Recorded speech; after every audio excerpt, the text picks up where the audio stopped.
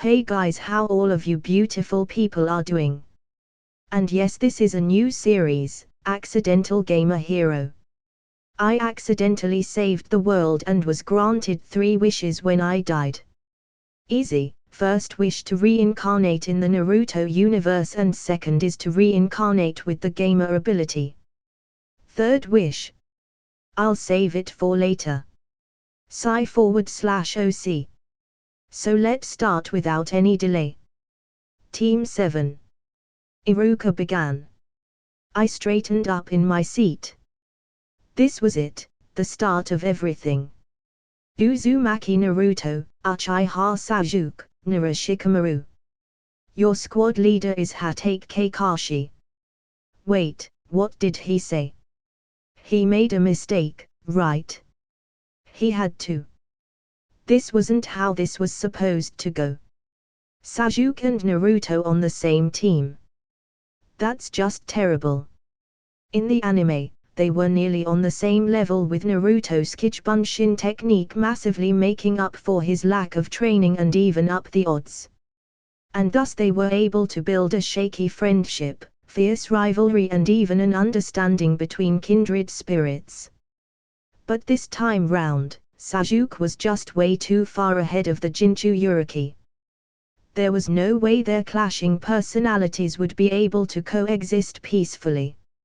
If Naruto wanted to compete with the Uchiha, I had to be the one to train the kid, imparting to him the Kichibunshin training method and let him catch up. But instead, this is terrible. I made a mistake. My future knowledge, how could you have failed me? While I was experiencing an inner turmoil, Naruto had jumped up and pointed towards Sasuke. Iruka-sensei. Why does a great ninja like me have to be in the same team as someone like Sasuke? Iruka shook his head. Sasuke had the second best scores of all the graduating students. Naruto, you had the worst scores. We put you two together to create a balanced group. Sasuke lazily glanced at the blonde. Just don't get in my way, Dobi. In response, Naruto clenched his fist and glared back. KGH, what did you say? That's my line, Tom. Sakura piped in from the other side of class. Knock it off, Naruto Baker. Sasuke-kun is 10 times, no 100 times better than you. Ne, Iruka-sensei, if Naruto doesn't want to be in the same team as Sasuke-kun, can I take his place? Iruka cleared his throat. Didn't I say before? The team assignments are final. Keep quiet and sit down, Naruto. Shikamaru buried his head into the desk, already anticipating the future troubles his team was going to have. I should have just failed the graduation exam. Now, Team 8. Inuzuka Kiba, Yamane Karino and Akimichi Choji. Your squad leader will be Yuhei Kyoinai. I perked up from my inner turmoil, confused. It's different. It's all different. How? Why? Dog boy and fat boy. How is this even possible? Ino shrieked. Oi, you think I'm happy with that, you harpy? Choji's cool though. Kiba shouted back before nodding at the Akimichi, who was just happily munching away at some potato chips. Hey, stop interrupting, damn brats. Team 10. Hyuga Hinata, Aburam Shino and Shinji Ikari. Your squad leader will be Sarutobi Asuma. Iruka continued. I glanced at who were supposed to be my teammates, Shino, who looked back impassively before nodding, and Hinata, who was blushing madly as usual. Well, I could definitely have worse teammates, but I was still too flabbergasted at the complete chaos that was the team formations. Was my existence that much of a disturbance that what I knew completely fell apart? I tuned out as Iruka continued rattling off the teams, falling back into depression while maintaining my cool and collected expression outwardly. Some time after Iruka finished listing the team allocations, The door slid open and a few grizzled-looking shinobi entered the classroom before beginning to call out their respective squads. I spotted Asuma, wearing the traditional Jounin vest as well as the prominent white sash with a black and red kanji for fire emblazoned on it, symbolizing his tenure as one of the Shogunin Junichi, the 12 guardian shinobi that acted as bodyguards for the Land of Fire's royal family. He nonchalantly looked over the crowd of genins who were starting to slowly stream out after their respective Jounin sensei, before calling out, "Team 10, follow me." I broke out of my unrest and stood up along with Hinata and Shino, following after who was to be our Jounin instructor.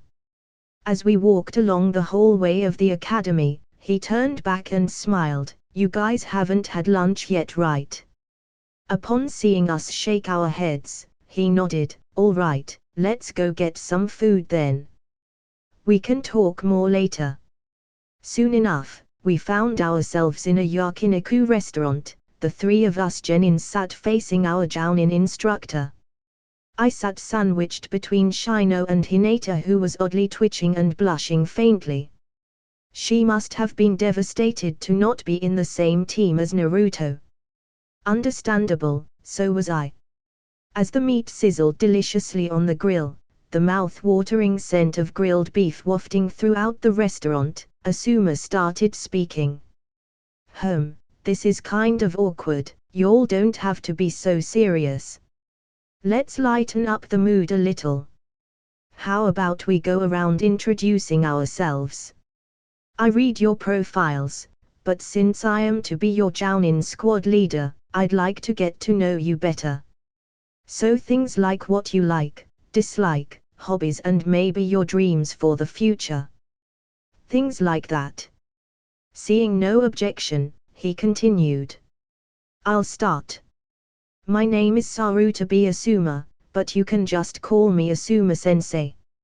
I only recently returned to Konoha after serving 8 years as one of the 12 guardian shinobi, basically bodyguards for the Land of Fire's daimyo.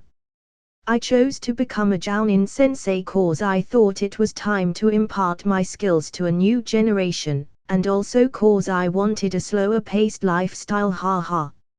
As you can tell, I'm a pretty laid-back guy, so you guys can relax a little. I like relaxing in a hot spring bath and going for a cold refreshing beer at the end of a long day. I dislike crowded places and people who get all pompous and arrogant just cause they got money or something. I met tons of people like that back at the capital city and they annoyed the crap out of me. If I weren't one of the guardian shinobi, I would have punched them in their stupid faces. My hobby is, I never really had much time for hobbies the past few years, so I can't think of one right now. My dream for the future is to retire in a few years' time and to have raised a new generation of excellent disciples for Konoha. That means you three, haha, but no pressure. As he finished introducing himself, I took the initiative to go next upon sensing a lull in the conversation. Shino was a quiet person by nature, and only spoke when spoken to. And do I even need to go on about Hinata? It seemed it would fall on me to be the de facto mouthpiece for this team's genins. I'll go next then. My name is Shinji Ikrai. I like training and cooking. My dislikes are, I don't have all that many things I don't like. But if I had to choose, then maybe eating badly made food. My hobbies are, again, training and cooking. And my dream for the future is to become as strong as I possibly can, something like that. Asuma nodded satisfactorily at my introduction. Oh, a chef. You must have a picky palate, huh? Next. Hinata seemingly found her confidence after hearing me speak and volunteered to go next. My name is Hyuga Hinata. I like training and cooking too. But I'm sure I'm not as good a cook as you, Shinji-kun. I dislike bullies and people who look down on others based on how they look or their backgrounds. My hobby is flower arrangement and tea ceremonies, and training and cooking too. My dream for the future is to become a worthy heiress and inherit the mantle of the Hyuga clan head," she decisively declared at the end. I nodded my head along as she spoke, realizing that much of what she said was somewhat related to Naruto. "You must know how to make great ramen, eh?" I teased. Hinata titled her head with what seemed like some excitement. "Do you like ramen, Shinji-kun?" I looked back quizzically. Not particularly." She looked even more confused at that, but before I could clarify, Shino spoke up next. "I guess I have to go next. My name is Aburam Shino, I'm a member of the Aburam clan. As you all should know, my clan utilizes a variety of insects as part of our clan techniques for different purposes. Consider this a heads up so you won't be surprised when you see them, although Hinata-san and Shinji-san should be familiar with them by now.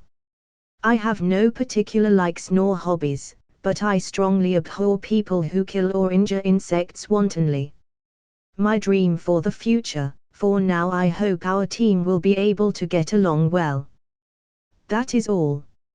Asuma smiled at that. "A good dream. Now that we're all more familiar with each other, let me talk business for a minute." Upon saying that, his previously laid-back and jovial attitude was now replaced with a stern demeanor. "Are you aware of the unofficial Genin Corp?" he asked seriously.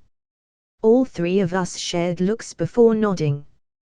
These were matters that those in a Shinobi clan or who had Shinobi upbringing were well aware of, since the real graduation exam was one that would basically dictate the trajectory of your Shinobi career.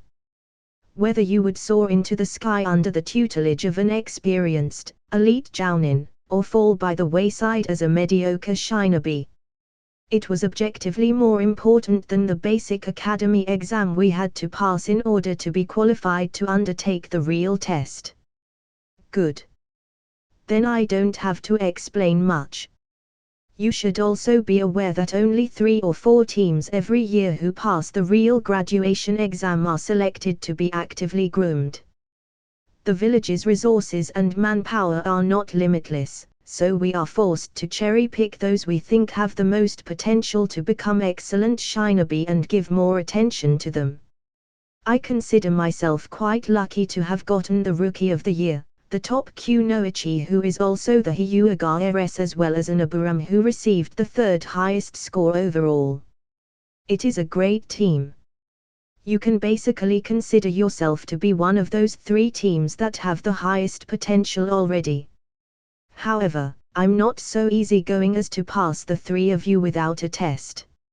I might be pretty laid back, but I still have a job to do, and that is to decide whether the 3 of you deserve to be groomed with my own eyes. So, we're going to have a test to see if what they said about you in those academy reports are true." The 3 of us exchanged glances before resolutely staring back at Asuma. He smiled. There's some fire in you. Good. But we can leave that for later, for now eat your fill. This might be our last meal together after all, ha. Ah crap, I talked too long, the meat is burning. The barbecue lunch was pretty uneventful. Asuma shared with us some stories from the capital and his time as a genin, although it was an entirely different era back then. He became a genin during a time of great strife, during the 3rd Shinobi World War. I could tell that he was heavily censoring his experiences and hardships he faced during that time out of consideration for us, glossing over the details of fighting a war as a child soldier. We occasionally joined the conversation, asking some relevant questions, but were mostly content with just listening. What was on our minds weren't the riveting experiences of a Jounin, but the oncoming test that we had to pass. Our team was one composed of relatively level-headed genins, unlike the other 2 teams that had hot heads and loud mouths galore. Yet I could sense my teammates were still restless in their seats, barely touching the grilled meat that I had volunteered to be in charge of. Kind of rude, but I could understand their unease. Whilst Asuma assumed a friendly, older brother-type attitude, there was no denying the raw skill and experience imbued in his every movement. Even the way he held his chopsticks had a sense of expertise that seemingly portrayed the ease in which he could use them to take a life. A freaking pair of chopsticks. Then I told the noble, Namahig is a man of focus, commitment and sheer freaking will. He once killed 3 men in a bar with a pencil. That Kizaku pig looked like he was about to shit his pants, ha ha. Asuma burst out laughing at his own story, while the 3 of us just chuckled along politely. The Jounin wiped a tear from his eyes, his laughter dying down. Man, you guys are too serious. Lighten up. Well, looks like we're about done eating. I guess it's time for me to explain your test. The 3 of us sat up straighter in our seats, leaning forward so as to not miss a single detail. It's simple. All you have to do is track me down, and take this, he began, holding up an Omamori charm, a palm-sized amulet wrapped in red brocade silk with floral designs, from me. I will strictly be somewhere inside the village boundaries, and you can use any method to find my location. Once you find me, you will have to try and either steal the amulet or take it from me by force. Of course, I will be holding myself back, but don't expect an easy challenge. It wouldn't be a test if I made it too easy, right? Any questions? Shino raised his hand. Asuma-sensei, do we have a time limit? Ah, right, the time is around 1 p.m. You have until sunset to get the amulet, which will be kept strapped to my waist, so you don't have to frisk me or anything, ha ha. And I won't try to run away if you manage to find me, so you don't have to worry about that too. Anything else? Quest alert. Asuma's test. Successfully pass the real graduation test. Accomplish the task given by Asuma. Bonus, complete within 1 hour. Bonus, complete within 3 hours. Rewards, happy smiley. Plus 10,000 EXP. New title. Bonus, new title. Bonus, plus 5 points. Failure, happy smiley. Relegated to Genin Corp. Rep significantly decreased with Konohigakyo. New title. New title. Accept. Y/N. Has the test already started? I asked while mentally accepting the quest and narrowing my eyes while tensing up my body. At this distance, even if I were sitting down, I could probably get a half-decent flash step in and snatch the amulet before he could react. Asuma shrugged, yeah sure.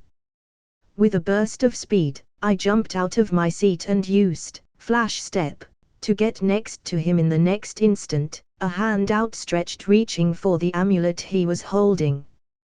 To my surprise, however, Asuma vanished from my sight and reappeared behind me chuckling. I looked back with my eyes widened in shock. So this was the speed of a Jounin, huh? Was he still holding back, or what was that it? Regardless, it was still impressive. Good plan, but I forgot to tell you.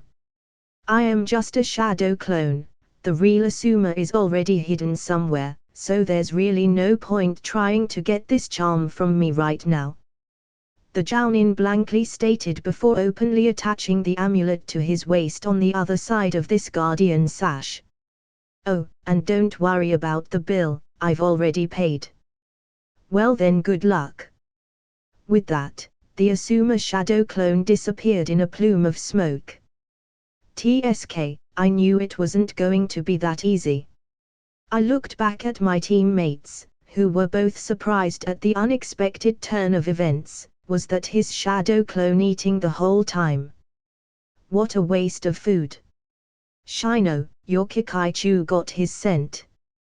The Abiram nodded almost imperceptibly. Insects don't have noses that can smell, but yes, ever since he told us about the test I have had my Kikaichu memorize the chemical composition of his scent and chakra signature. Alright, let's get started then. Hinata. On it. Byakugan. The Hyuga heiress announced while activating her dojutsu, already scanning the streets and building interiors to find their Jounin squad leader. What's the range of your dojutsu and how long can you hold it? I asked, inwardly impressed with her decisiveness. A far cry from the original Hinata. 60 meters, and I have no problem leaving it on for 2 hours straight. Any more than that I'll start getting tired quickly. She answered. I placed a hand over my chin. The village is roughly 3 square kilometers. If we systematically scan each area with Kikaichua and Byakugan, it's going to take too long. If we leave out certain areas and narrow down our search radius to the most likely locations, it should take probably 3 hours or so to find him. This might be difficult. Let's get moving. Oh, the shadow clone released itself. Millimeter, what an interesting team. Asuma mused while seated at the bar as the memories from his shadow clone. With one last gulp, he finished his beer and slammed it on the countertop, wiping away the remnant foam at the corners of his mouth. Ah, that hit the spot. He was currently at one of the few shinobi-only bars in Konoha, establishments where shinobi could take a load off and talk about their troubles without worrying about any civilians overhearing things they weren't supposed to know. You had to have an official forehead protector to be able to even get in through the front door. It was one of the last refuges for ninjas to be themselves without having to uphold the reputation of a glorious shinobi of Konohagakure. Interesting. You lucked out, Sarutabi. A young woman next to him with purple hair styled in a short, spiky ponytail commented, the Rookie of the Year, a Hyuga talent and one of those super serious, no-nonsense Abiram. That's a solid team comp if there ever was one. You must have pulled some strings, didn't ya? Asuma rolled his eyes while pulling out a cigarette and lighting it. Boy, I'm just a good Jounin, all right. No strings were pulled, Anko. Ha. Anko scoffed, you sent a damn shadow clone in your place to meet the team, what are you even talking about? It was part of the test. He answered, lazily exhaling out a cloud of cigarette smoke. The Takubetsu Jounin made a dismissive gesture while waving away the second-hand smoke. Right, your test, what was it again? Hey, weren't you listening when I told you like a minute ago? Asuma frowned. Anko shrugged innocently, taking a sip of her own alcoholic beverage. Sigh, forget it. They have until sunset to track me down and get something from me.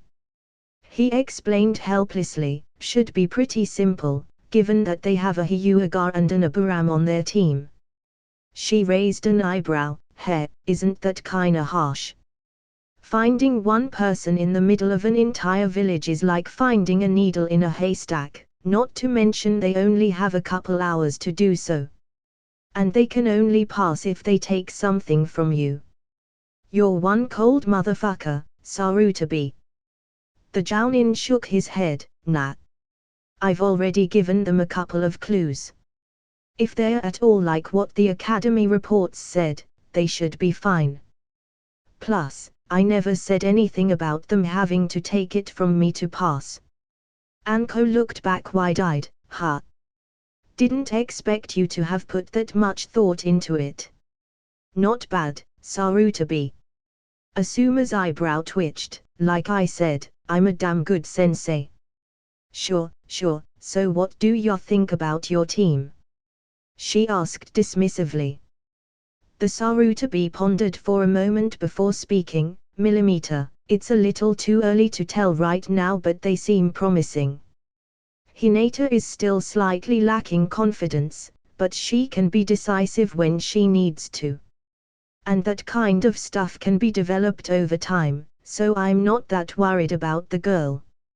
Hayashi can be a bit of a hard ass, but he gets results. Hard ass sounds about right. You can send her over to me if she needs some confidence building training. Anko offered. Asuma immediately declined. No thanks, you might break her. Hey, I resent that. She pouted while playing with a senbon in her other hand. The Jounin eyed the weapon in her hand and inched away slightly. Shino is, well, a typical Aburam. Quiet, stoic, and hard to read. His clan has a history of producing capable, albeit understated ninjas, and his academy records tells me his aptitude is all but assured. My only concern with him is his specialization in Aburam clan techniques, so I won't have much to teach him apart from the fundamentals. Shinji on the hand, that kid's going to be a headache. The Rookie of the Year. Why, he's some kind of troublemaker. I love troublemakers. Asuma pulled out his wallet and took out a couple of Rio notes, placing them on the counter and signaled the bartender while he continued talking. Nope, the opposite. You heard about the Scroll of Seals incident, about a week ago. Anko perked up, chuckling at the memory. Course I did. That Uzumaki brat stole the Scroll of Seals and led a couple dozen Chuanins on a wild goose chase. That was pretty fucking funny. Why? Then you probably should know about his traitor sensei who tricked him into doing it right. Oh yeah, that happened. That guy died, didn't he? Too bad, I would have loved to get my hands on him. Treasonous scum are my favorite toys to play with, he. Anko answered with a wistful look to her and a hint of bloodlust. Ignoring the sanguine comment, Asuma continued, yeah. Well, that very same Rookie of the Year was the one who did him in. The Takubetsu Jounin widened her eyes at the information. No shit. How did that happen? I heard that Mitsuki guy was a solid Chuanin. Turns out, the kid had been hiding his abilities for the past 4 years. Kenjutsu, advanced chakra control, medical ninjutsu, the works. Official story is, he got the drop on Mitsuki and stabbed him down through the shoulder, and from then on the fight, if you could call it that, was a foregone conclusion. They fought for a bit, with the kid displaying real advanced stuff like chakra enhancement and chakra flow. He even cut off that traitor's arm at some point. Asuma elaborated. Whoa, that's one scary kid. Anko gaped before smiling. I like him. Wait, so no one knew about any of that? The Sarutobi nodded, taking another drag of his cigarette. Yep. Makes you wonder what those Chuanin at the academy are being paid for. My dad asked me to treat him like any other genin, but to keep an eye out on the kid, see if there's anything else he is still hiding. She titled her head. What, the Hokage thinks he's a spy or something? Nah, we don't have any evidence of that. There are records going all the way back to when he was just a baby. He's an orphan, born and raised in Konoha. No foreign affiliation whatsoever. We've questioned the caretaker of the orphanage, the person who taught him medical ninjutsu, and all the academy staff. Nothing suspicious stands out. So what's the deal with watching him? Asuma shrugged. I'm supposed to watch him for a few months, and if nothing else weird happens, then I can drop the surveillance. The kid says he hid his abilities because he didn't want the attention or to graduate early. My dad doesn't buy it. But if you asked me, I'd say he's just getting paranoid in his old age. We all know what happens with child prodigies who graduate early. that shit ain't healthy. Anko waved a fist at him. Hey, you're talking to one of those child prodigies who graduated early. Laughing, the Sarutobi teased, gesturing to her outfit. Yeah. And look what happened. She looked herself up and down, her body scantily clad in a tight-fitting mesh bodysuit paired with an equally tight mini-skirt that did little to hide her figure. Not exactly a practical outfit even for a kunoichi. Okay, you've got me there. Asuma got out of the stool and made to leave the bar. All right, day drinking is fun and all, but I've got to go. See ya. Ha. Weren't you waiting for those genin of yours? He turned back and smirked. I didn't say I wasn't going to move around, make it a little more difficult for them. You're out of luck, he left like an hour ago.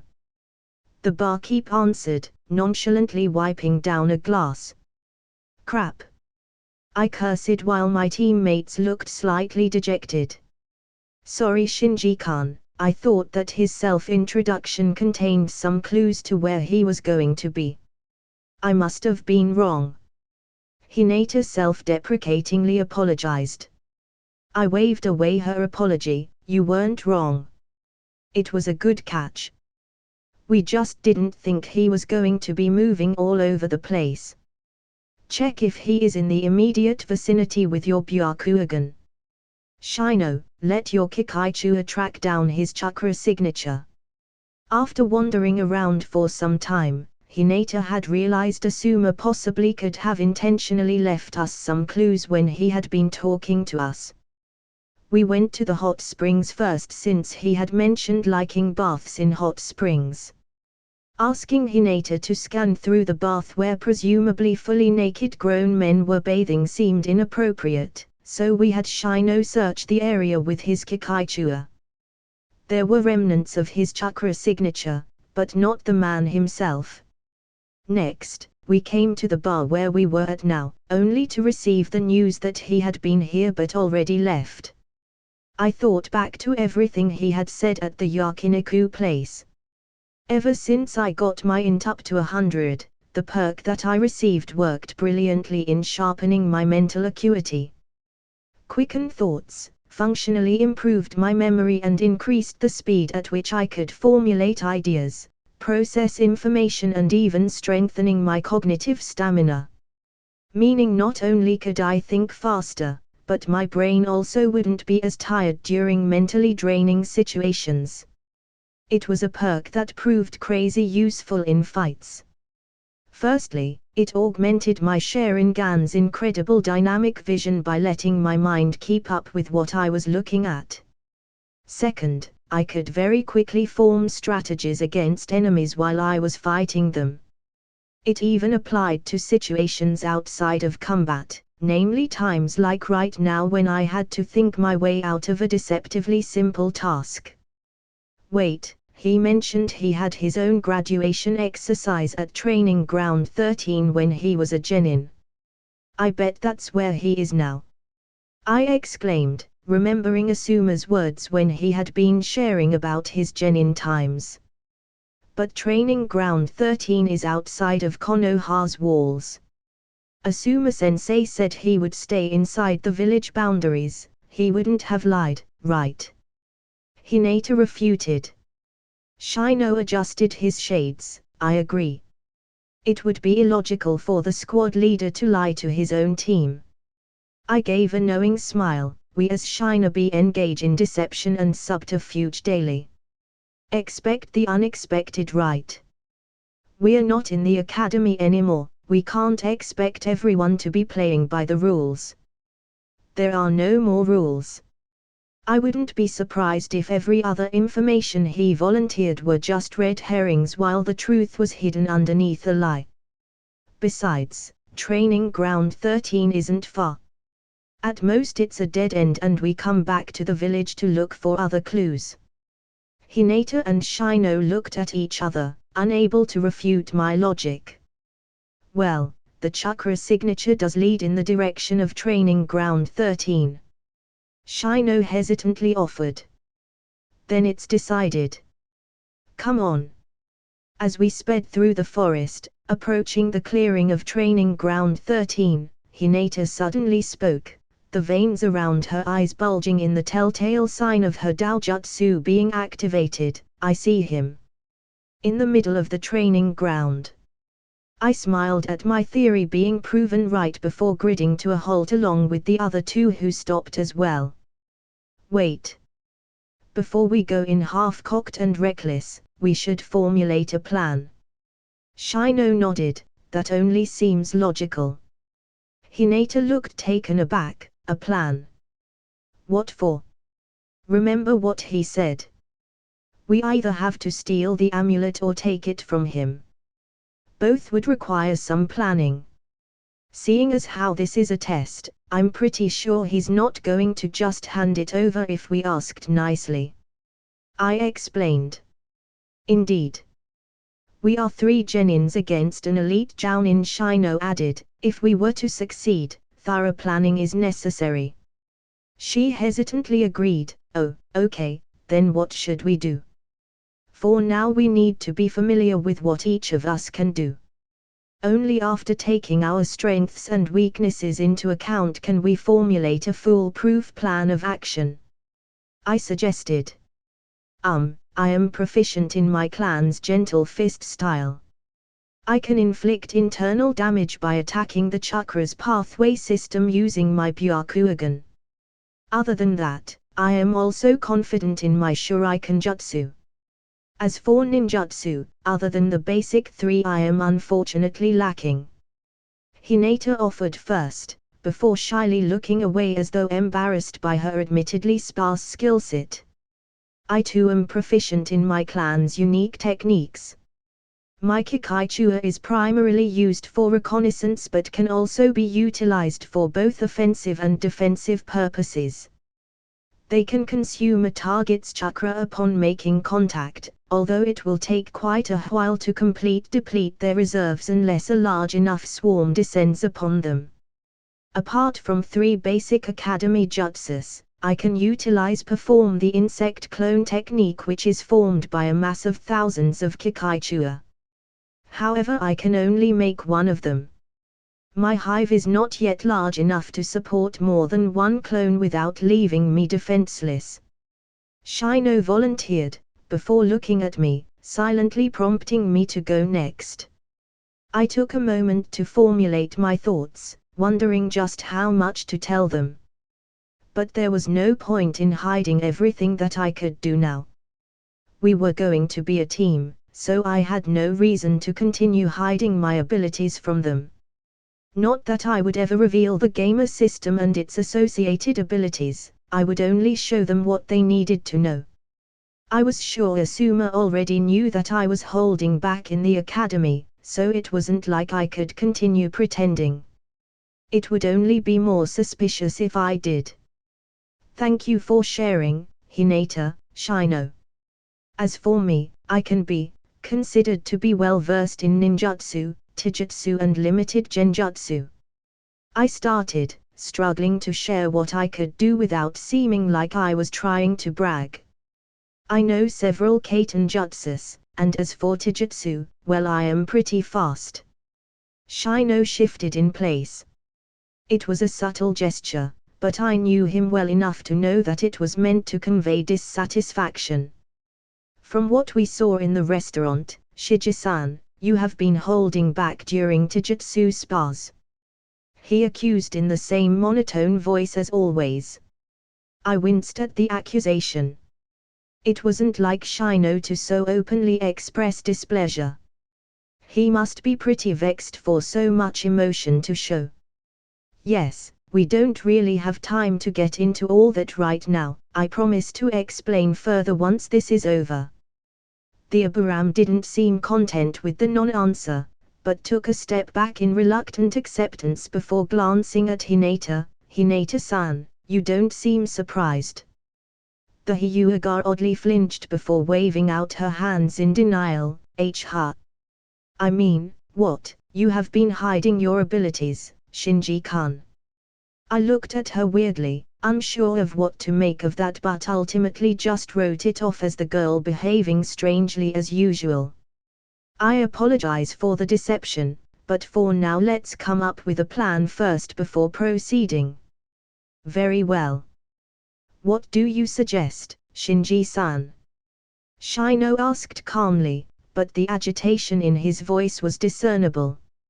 I thank the both of you for your understanding. All right, here's what I would suggest. I will go in alone first to draw his attention. He will be holding back, so I should be able to distract him for some time.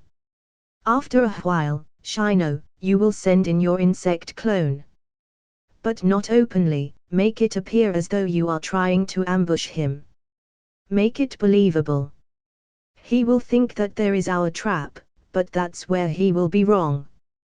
He will definitely predict we would try to trap with him with your Kikaichua insect clone, and that's where you will come in, Hinata.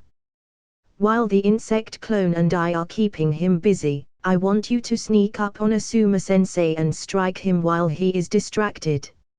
Of course, you will probably fail, and that's fine, a Jounin won't be caught with just that. But while you are doing that, the real Shino will come in with his own sneak attack. Cover your shuriken or kunai with your Kikaichua and throw them from afar. At that point I will try to hold Asuma-sensei down so that your projectiles or Kikaichua can land. It's a multi-layered strategy with contingencies after contingencies. What do you think? Shino raised an eyebrow. Seems awfully complicated, Shinji-san. Are all those steps really necessary? Against a Jounin, no amount of preparation will be sufficient. I firmly insisted. Thankfully, Hinata seemed supportive of the plan. I agree with Shinji-kun. She added. Shino went silent for a moment before nodding. It seems I am outvoted. Very well then, we will go with that plan. Shall we begin? You're out of luck, he left like an hour ago. The barkeep answered, nonchalantly wiping down a glass. Crap. I cursed while my teammates looked slightly dejected. Sorry Shinji-kun, I thought that his self-introduction contained some clues to where he was going to be. I must have been wrong. Hinata self-deprecatingly apologized. I waved away her apology. You weren't wrong. It was a good catch. We just didn't think he was going to be moving all over the place. Check if he is in the immediate vicinity with your Byakugan. Shino, let your Kikaichua track down his chakra signature. After wandering around for some time, Hinata had realized Asuma possibly could have intentionally left us some clues when he had been talking to us. We went to the hot springs first since he had mentioned liking baths in hot springs. Asking Hinata to scan through the bath where presumably fully naked grown men were bathing seemed inappropriate, so we had Shino search the area with his Kikaichua. There were remnants of his chakra signature, but not the man himself. Next, we came to the bar where we were at now, only to receive the news that he had been here but already left. I thought back to everything he had said at the Yakiniku place. Ever since I got my int up to 100, the perk that I received worked brilliantly in sharpening my mental acuity. Quickened thoughts, functionally improved my memory and increased the speed at which I could formulate ideas, process information and even strengthening my cognitive stamina. Meaning not only could I think faster, but my brain also wouldn't be as tired during mentally draining situations. It was a perk that proved crazy useful in fights. Firstly, it augmented my Sharingan's incredible dynamic vision by letting my mind keep up with what I was looking at. Second, I could very quickly form strategies against enemies while I was fighting them. It even applied to situations outside of combat, namely times like right now when I had to think my way out of a deceptively simple task. Wait, he mentioned he had his own graduation exercise at Training Ground 13 when he was a genin. I bet that's where he is now. I exclaimed, remembering Asuma's words when he had been sharing about his genin times. But training ground 13 is outside of Konoha's walls. Asuma-sensei said he would stay inside the village boundaries. He wouldn't have lied, right? Hinata refuted. Shino adjusted his shades. I agree. It would be illogical for the squad leader to lie to his own team. I gave a knowing smile. We as shinobi engage in deception and subterfuge daily. Expect the unexpected, right? We are not in the academy anymore. We can't expect everyone to be playing by the rules. There are no more rules. I wouldn't be surprised if every other information he volunteered were just red herrings while the truth was hidden underneath a lie. Besides, training ground 13 isn't far. At most it's a dead end and we come back to the village to look for other clues.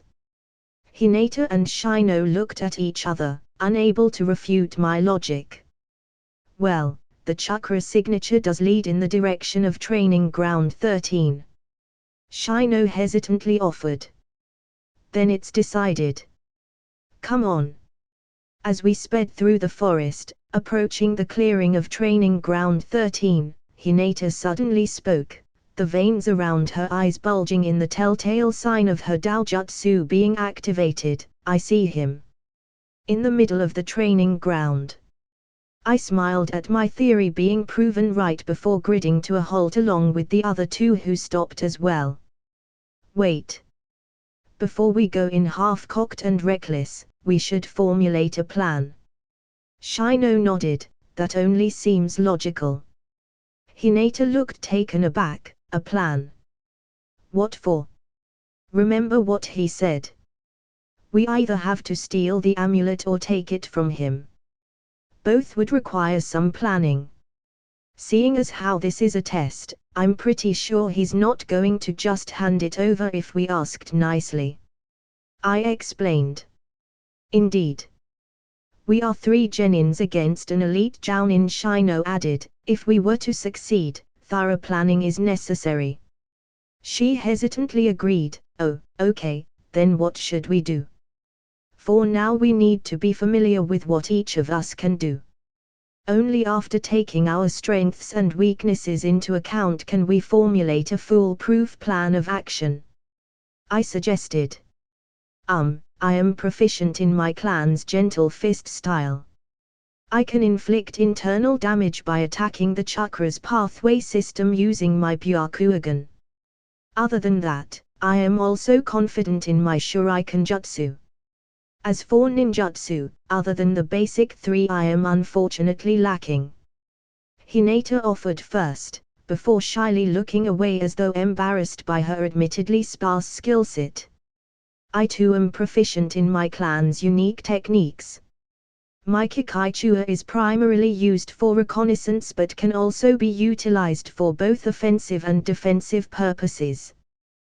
They can consume a target's chakra upon making contact, although it will take quite a while to deplete their reserves unless a large enough swarm descends upon them. Apart from 3 basic academy jutsus, I can perform the insect clone technique, which is formed by a mass of thousands of Kikaichua. However, I can only make one of them. My hive is not yet large enough to support more than 1 clone without leaving me defenseless. Shino volunteered, before looking at me, silently prompting me to go next. I took a moment to formulate my thoughts, wondering just how much to tell them. But there was no point in hiding everything that I could do now. We were going to be a team, so I had no reason to continue hiding my abilities from them. Not that I would ever reveal the gamer system and its associated abilities, I would only show them what they needed to know. I was sure Asuma already knew that I was holding back in the academy, so it wasn't like I could continue pretending. It would only be more suspicious if I did. Thank you for sharing, Hinata, Shino. As for me, I can be considered to be well versed in ninjutsu, taijutsu and limited genjutsu. I started, struggling to share what I could do without seeming like I was trying to brag. I know several Kaiten jutsus, and as for taijutsu, well, I am pretty fast. Shino shifted in place.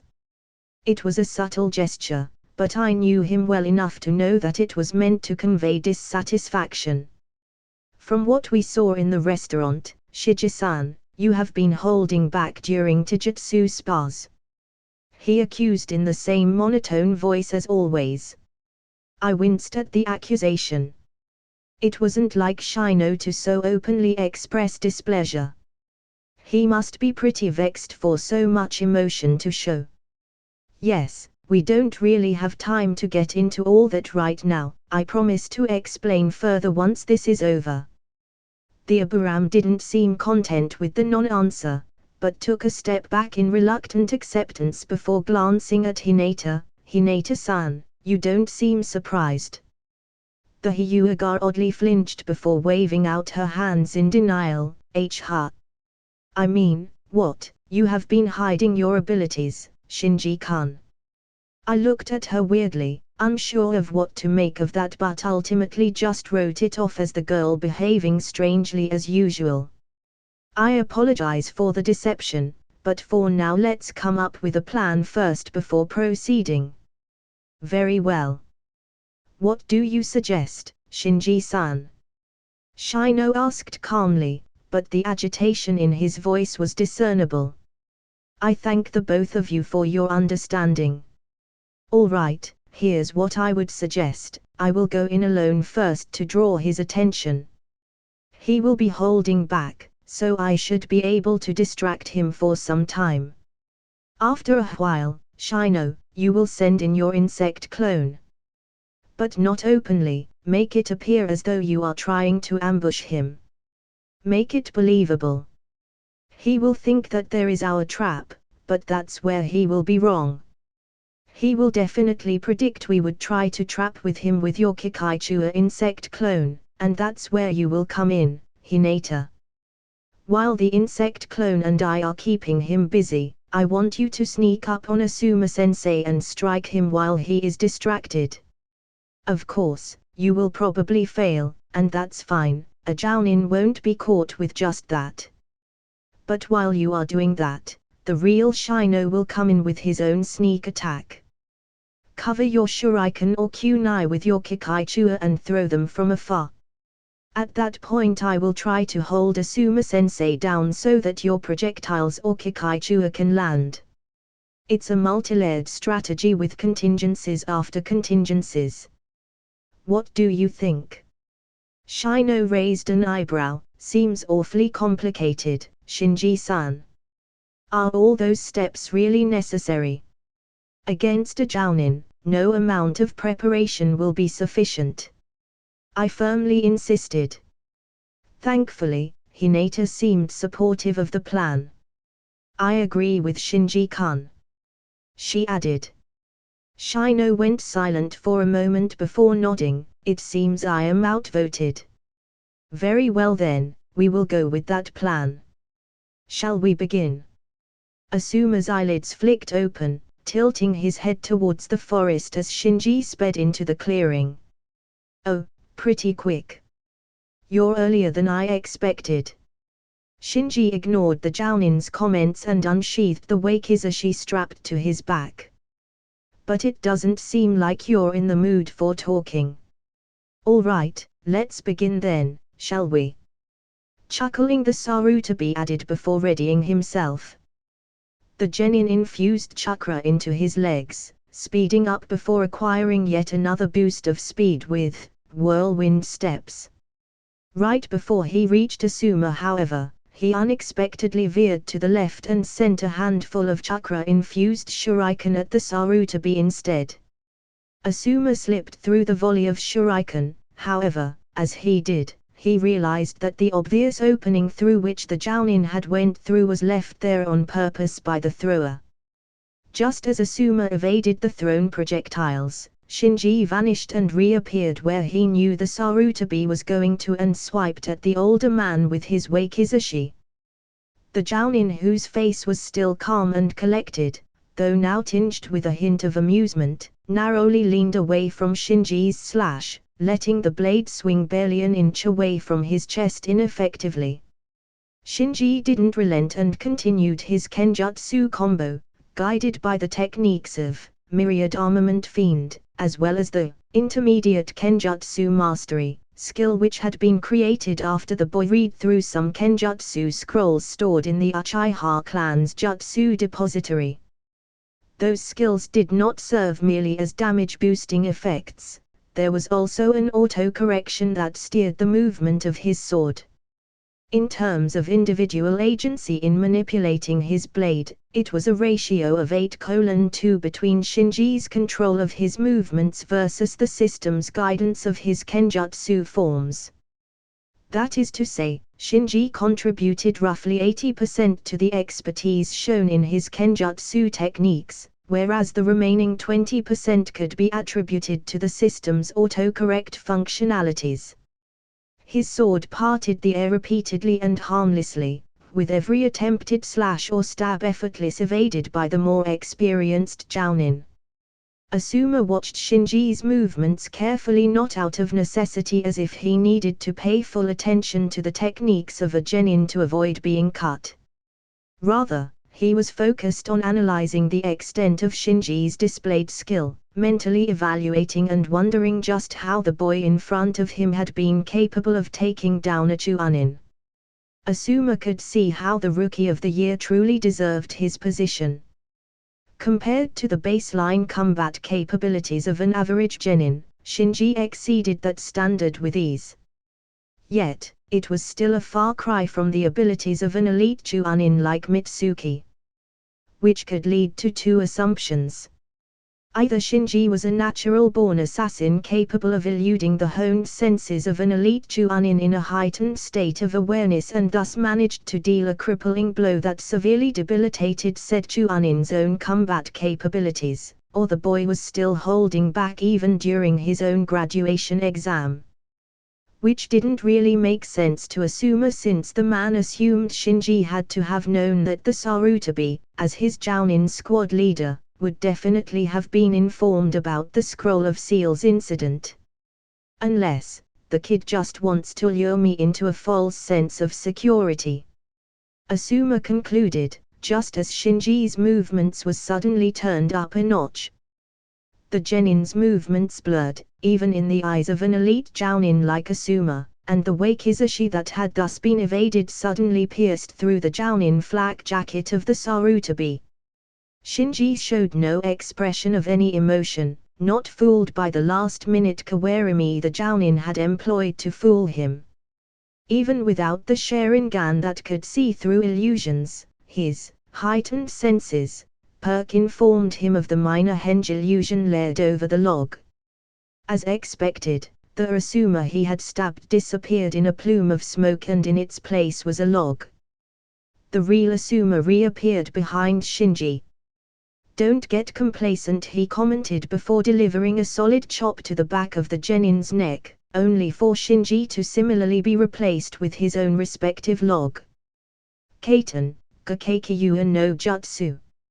From a distance away, Shinji expelled out a stream of orange-yellow flames that formed a large sphere of fire, shooting at the Jounin, who looked slightly surprised at the advanced ninjutsu being performed by a genin.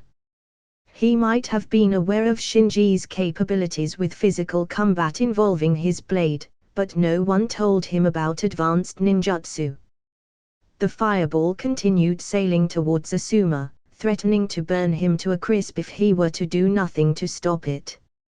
In response, the Jounin, who initially wanted to just move out of the way, weighed his options and decided to show off just a tad. He was a Jounin after all, and displaying the difference between a genin and himself could also serve as a teachable moment for the promising genin as well as the other two who were presumably watching. Gathering wind-natured chakra to his palms, an overwhelming amount in fact, Asuma forcefully swung the loosely accumulated bundle of chakra at the approaching fireball. In a display of astounding control over nature transformation as well as formidable quantity and quality of chakra, the gathered wind-natured chakra with just pure force and despite being weak against fire, tore apart the sphere of flames, dissipating it into mere embers upon contact. Wind and flames met, and instead of strengthening the fires like one well versed in nature transformations and its circular diagram of elemental weaknesses would assume, the wind instead blasted apart the fireball like it was a candle in a storm. Even Shinji, who had been preparing for his next move, was slack-jawed at the sight. No hand seals had been used, nor was it a chakra manipulation technique like the Rasengan. What Asuma did was a demonstration of pure, unadulterated mastery over wind-natured chakra. Or at least mastery at a level of an elite jounin. At the hands of an expert such as he, even wind chakra could triumph over its natural weakness, which should have been fire. Asuma turned to look at the caster of the Kaiten Jutsu, with a smile that contained neither arrogance nor humility. It was an expression that conveyed, "Look, this is the difference between us," without the need for spoken words, as though such an exchange was as natural as the sun rising in the east and setting in the west. Nothing out of the ordinary occurred.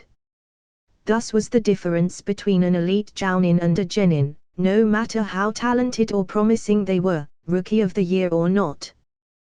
The genin could give a bitter, self-deprecating chuckle, before fixing his gaze right into Asuma's own eyes as a near-feral grin emerged. He glanced at the wakizashi he had left behind, still embedded into the log Asuma had used for his kawarimi.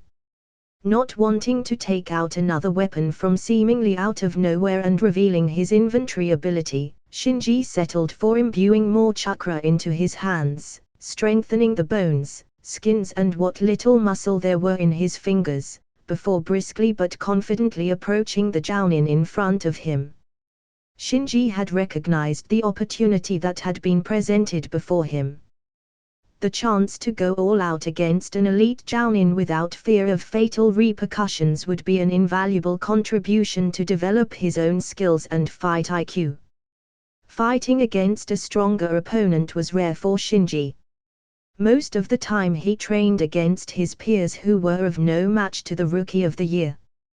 Thus, much of time he had to hold back to minimize both physical and mental trauma against his opponents. However, the opportunity to hone his edge against a much stronger warrior were few and far between. Excluding his own personal forays into dungeons and challenges against the bosses or hidden bosses of said dungeons, the only other worthy opponent he had fought was Mitsuki, a Chunin who posed little challenge in terms of being pushed to the limit of his ability. Shinji tensed his hands, fingers straightening and the veins underneath the skin of them bulged, to which Asuma saw and raised an eyebrow. He had never seen such a strange art before and wondered what the genin was planning to do with it. Although he didn't have much time to ponder over it before Shinji charged forward. Asuma exhaled slowly before settling into a martial arts stance of his own, Hua, Taijutsu now HM. Let's see what you've got. The genin thrusted a spear hand towards the jounin, batted away with ease, before launching into a series of stabs, chops, jabs, and clawing swipes. Asuma quickly found small cuts and grazes on his own limbs as he blocked or parried away the strikes. His own reinforcement through chakra enhancement, while effective in bolstering his strength and speed, was never really designed to harden his skin. The Sarutobi felt more and more perplexed by the child before him, puzzled by all the tricks and techniques Shinji was pulling out of his sleeves. One had to realize that the shinobi arts weren't like skills such as painting or cooking. It took years of dedicated training and commitment to even come close to proficiency in just one branch of this discipline. Yet, the genin that was currently doing his utmost to tear out chunks of flesh with just fingers seemed to be accomplished in multiple. It didn't make sense. Someone who had only begun training just 4 years ago shouldn't have had the time to be as adept as Shinji was with everything he had thus far displayed. Even medical ninjutsu, a discipline that required years of devotion and commitment to study, was what seemed like just a side project to this person. If there were truly no other explanation for this ridiculous speed of comprehension, then this Rookie of the Year had a frighteningly monstrous talent. A talent that was on par with equally monstrous individuals like Hatake Kakashi or Uchiha Itachi. Even then, those individuals were never as well-rounded as this boy when they were his age. Furthermore, the boy was smiling. He found this entire exchange enjoyable. It took a real hunger for battle for such an expression. It was a look Asuma had seen many times before on men who thought too highly of themselves and too eager to seek death. And as Shinji continued swinging and swiping ineffectively, what Asuma truly felt was a pitiable waste. Asuma had enough of Shinji's demonstration and gripped his wrist before taking it and twisting it behind the genin's back. The genin refused to capitulate and tried to deliver a back kick, only for the jounin to grip the very same leg and throw Shinji to the ground before pinning down his back with one knee. "You're good. Too good to just have graduated from the academy," he praised. Shinji, who was lying face down in the grass, smiled and cranked his neck to look back at his captor. "You still got me, Asuma-sensei." Asuma in return frowned. "However, you have a strange way of fighting. You came at me as though you were trying to predict my movements, which isn't wrong. But what was puzzling was that you weren't fast enough to be able to react to my movements, yet you still moved like you could. That, to me, screams inexperience. You have always fought against people who you have been able to see through, so it has never been an issue for you trying to predict another's movements. As a result, when you fought me, you tried doing the same thing but ultimately failed because of the simple fact that I am just that much faster than you. At least, that is my theory." The jounin had no idea how close he came to the truth. Shinji thought as he tried his best to remain unperturbed, "I never realized I had such a habit. Not only that, your natural strength and speed is superior to possibly anyone your age. You have either worked extremely hard on physical conditioning or you were naturally blessed with a heaven-sent physique. Or a third possibility is that your chakra is just incredibly potent and thus chakra enhancement for you has double the effectiveness that it has for everyone else. But I'm no sensei nor am I a Hyuga like your teammate, so I wouldn't be able to confirm that." Asuma continued. "You are already at a level very far ahead of your peers, which I commend you for. However, don't get complacent. You are still far from the strength you need to be able to look down on the world. Other than that, you did well, Shinji." It was a mixture of criticism and praise, but what was left unsaid, however, was the frustration Asuma was feeling. Asuma dearly wanted to shake the genin's head, and yell at him, "Why are you wasting your talents?" Not because Shinji was at all disappointing, not at all. Shinji had already more than demonstrated his prowess and prodigal talent. What Asuma found frustrating was that Shinji had seemingly been content wasting this genius in the academy. The jounin was no proponent of early graduation, especially at the young age of 5 or 7 like Kakashi and Itachi respectively graduated. Nevertheless, even if Shinji didn't have to graduate at age 8, he could have at least revealed his talents to the academy instructors and sought personal apprenticeship while still remaining in the academy. Instead, the boy spent 4 years in the academy, learning how to use the bunshin technique when he was already able to throw around C-ranked fire jutsus. Asuma was vexed, incredibly so. Simply because after exchanging blows with the genin, he realized that had he been the one in charge of Shinji's growth from the get-go 4 years ago, the heights the genin could reach would have been ludicrous. High Chuunin level or even low Jounin level at age 12 would not have been a far-fetched accomplishment under his tutelage. Yet, the Sarutobi also understood, rather contradictorily, how important mental health was to a shinobi, especially one as young as the boy he had pinned down. They say the brightest candle also burns the fastest. As such, the Jounin could recognize what an impossible predicament it was. Asuma was shaken from his thoughts when Shinji reached back with his one free hand to grip the Jounin's wrist attached to the hand holding him down, hard. With a self-confident smirk, the pinned genin spoke, "Thankfully, I have teammates to make up for my shortcomings." "Right, Asuma-sensei." The Sarutobi's eyes lit up in amusement as he sensed Shino trying to sneakily run out of the thickets in the periphery towards the pair. He could also feel the strength in Shinji's grip, with chakra coursing through his digits. The genin was sincerely and genuinely trying to crush his wrist with as much force as he could muster. Of course, the genin could not compare to his own chakra in terms of robustness and resilience, not to mention the Jounin's own physical conditioning, thus Shinji's intention of crushing his bones was unsuccessful. Although, Shinji was able to succeed on his secondary objective, which was to hold him in place while Shino joined the fray.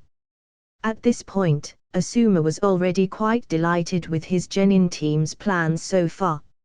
Shinji's decision to be the bait and his self-sacrificial attribute were praiseworthy. Yet his act of holding Asuma only worked as long as Shinji could maintain his grip. The kid was in a vulnerable position, being pinned down and only having one hand to work with. Yet, because he trusted Asuma wouldn't hurt him too severely, he was willing to risk his own safety to restrain the Jounin. Asuma had to applaud this line of thought. It wasn't as courageous as one would be led to believe, but it was clever. Although, there was a difference between something being clever and it being effective. The Jounin jabbed a thumb at Shinji's shoulder, pressing onto an acupoint that sent a wave of pain surging through the genin's arm. It was perfectly harmless with the exception of the momentary pain and loss of control in motor function which forced Shinji to release his grip. This gave enough time for Asuma to turn towards the Aburam who was running at him and land a kick at the genin. The figure of Shino immediately dissipated and burst into a swarm of Kikaichua, which did not seem to surprise the Jounin. Just as the swarm of Kikaichua descended on Asuma, a kunai appeared in his hand out of nowhere and a blindingly fast swipe at the swarm sent a wave of wind-natured chakra through the swarm which opened up a vertical hole through which he jumped out of. The swarm chased after the escaping Jounin, while Shinji, who was freed from Asuma's restraint, also went after him. The unlikely pair, a swarm of insects and a non-Aburam genin, worked together in an unsurprising lack of cooperation in an attempt to trap the Jounin. Oftentimes, when Shinji went forward to land an attack, he would find the swarm of Kikaichua getting in his way and vice versa. While Asuma was reluctant to be too heavy-handed on his genin, he held no such hesitance towards the Kikaichua. One had to realize that Kikaichua had extremely short lifespans the moment they exited an Aburam's body hive. As such, every time an Aburam did battle, they accepted the fact that many members of their hive would perish. For the Aburam who cherished their insect companions, to be willing to send them to their deaths in service of their clan and village was a tremendous sacrifice that no one other than another Aburam could relate to. Their cold and stoic demeanor was one that had been conditioned in the Aburam members from a young age to reduce their attachment to the short-living Kikaichua and hence be more willing to sacrifice them. Nevertheless, it was never an easy decision, even if logic and rationality dictated an Aburam's mentality. The greatest insult to an Aburam would be if the Kikaichua died for nothing. At the very least, if their insect companions died in service, fighting for some noble purpose or cause, it would be a comfort to their owners. Asuma understood the Aburam clan's commitment to serving their village. This was not the first time he had fought against or with a member of the Aburam clan. He knew that every single Kikaichua sent out were essentially sentenced to death. The Jounin respected the resolve, thus he would never disrespect Shino and his clan by avoiding the killing of the already doomed swarm. As a result, he held no qualms in destroying the Kikaichua that were chasing him. Even then, he held back from simply breathing fire on the bugs. Such ruthlessness was not a show of respect but an act of contempt or scorn. He would have to teach Shino how to get around this huge weakness in his Kikaichua techniques, Asuma mentally noted. The Jounin danced around the swarm and Shinji, while simultaneously swinging his kunai wrapped in wind-natured chakra occasionally to tear apart the Kikaichua and to keep the genin at bay. Shinji once again used Flash Step to appear at what he presumed to be Asuma's blind spot but was unable to succeed in his spear hand which was aimed at piercing through the Jounin's kidney. Asuma caught the extended hand and tossed him away, but the moment Shinji landed on his feet, he vanished again. This time, he reappeared next to Asuma, on opposing sides of the Kikaichua swarm. Without hesitation, Shinji threw himself at the Jounin. Clutching onto one of Asuma's arm before twisting his body to get into an armbar position. Shinji's small body and nimbleness, in comparison to the Jounin, was extremely helpful in orienting himself around the Sarutabi's larger frame. Shinji immediately started pulling, using his legs across Asuma's chest as a fulcrum to either break or dislocate the man's elbow. His abnormally great strength thanks to the gamer system allowed for a stronger hold than the Jounin would have expected from the small size of Shinji's physique. He had to admit, the moment he loosened the tension in his arm, Shinji might very well break it. When Shinji's STR exceeded 100, he had received another perk, Bull Strength. Its effects were simple: once an hour, Shinji was able to increase his STR stat by 20%. This was an ability that scaled well since it gave a percentage increase. It was also an ability he had activated the moment he got Asuma into a flying armbar. Asuma could have easily slammed the genin into the ground or even something more vicious like reaching over with his other arm and tearing out the boy's throat, but it wasn't as though the Jounin was in a life or death scenario, and there were alternatives to getting out of the death grip Shinji had on his arm. The Jounin swung the genin, locking his arm at the swarm of Kikaichua, using the genin as a makeshift club.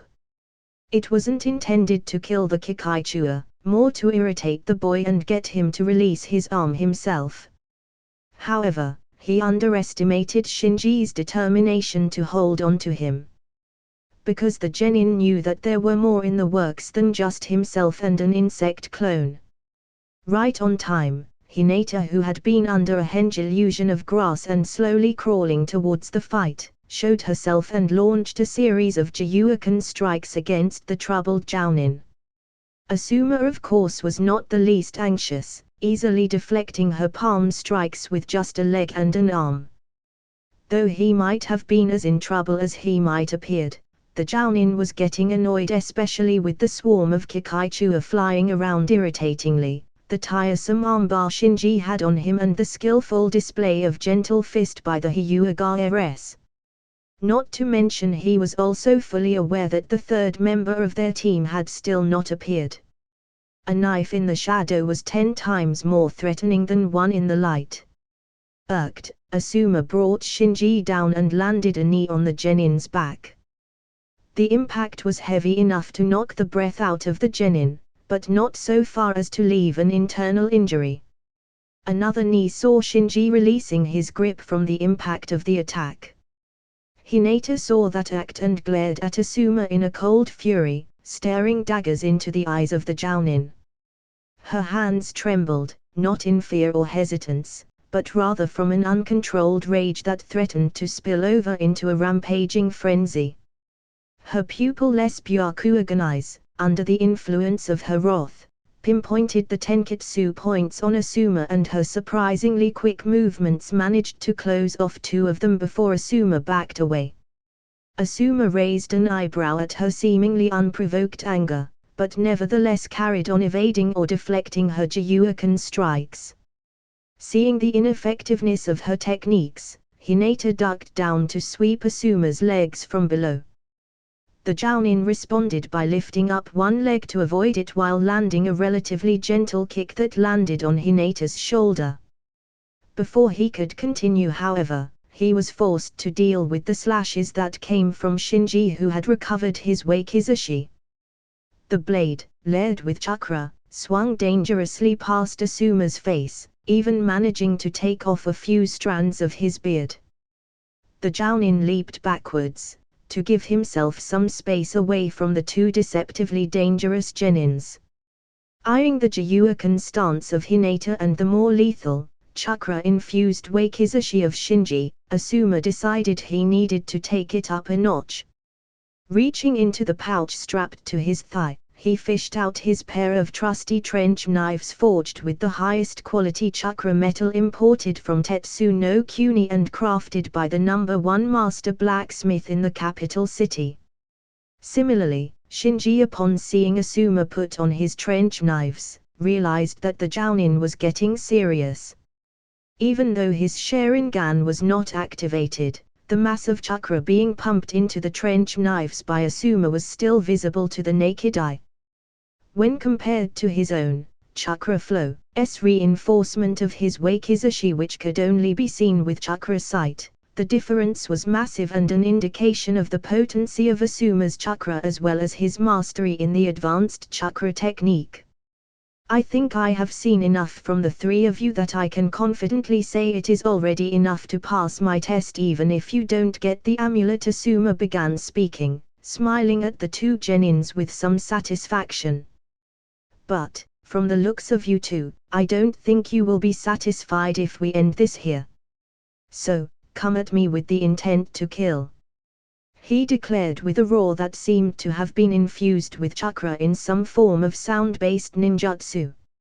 However, the reality wasn't as complicated. The pressure and killing intent that slammed into Shinji and Hinata was purely the result of Asuma's desire to not just demonstrate his superiority, but also a desire to see how far he could push these little geniuses. Before anyone moved, however, 5 separate kunais flew towards Asuma, the edges of the knives wobbling as though covered in a layer of black goo. The Jounin extended the chakra on his blades, lengthening the edge of his knives, and swiftly shredded the kunais as well as the kikaichua attached to them into pieces. Shinji shared a glance with Hinata before they both moved at the same time, targeting Asuma with their respective skill sets. What seemed odd to the Jounin, however, was how well the pair seemed to work with each other. Actually, Shinji was the one who was lacking in teamwork and cooperation. It was Hinata who seemed more than comfortable and familiar with Shinji's abilities. She was the person whose movements accommodated Shinji's own, acting and reacting according to how the boy would move. It was a strange sight, but not one that Asuma had the time to pay much attention to as a third person. Shino finally joined the bout. At the same time, a swarm of kikaichua burst out from the ground beneath Asuma, buzzing angrily and immediately flocking towards his chakra blades to consume what must have looked like a decadent meal to the insects. The 3 of them worked together, albeit clumsily and awkwardly, to the best of their abilities to take him down. Asuma had to recognize Shinji's massive contribution to the endeavor.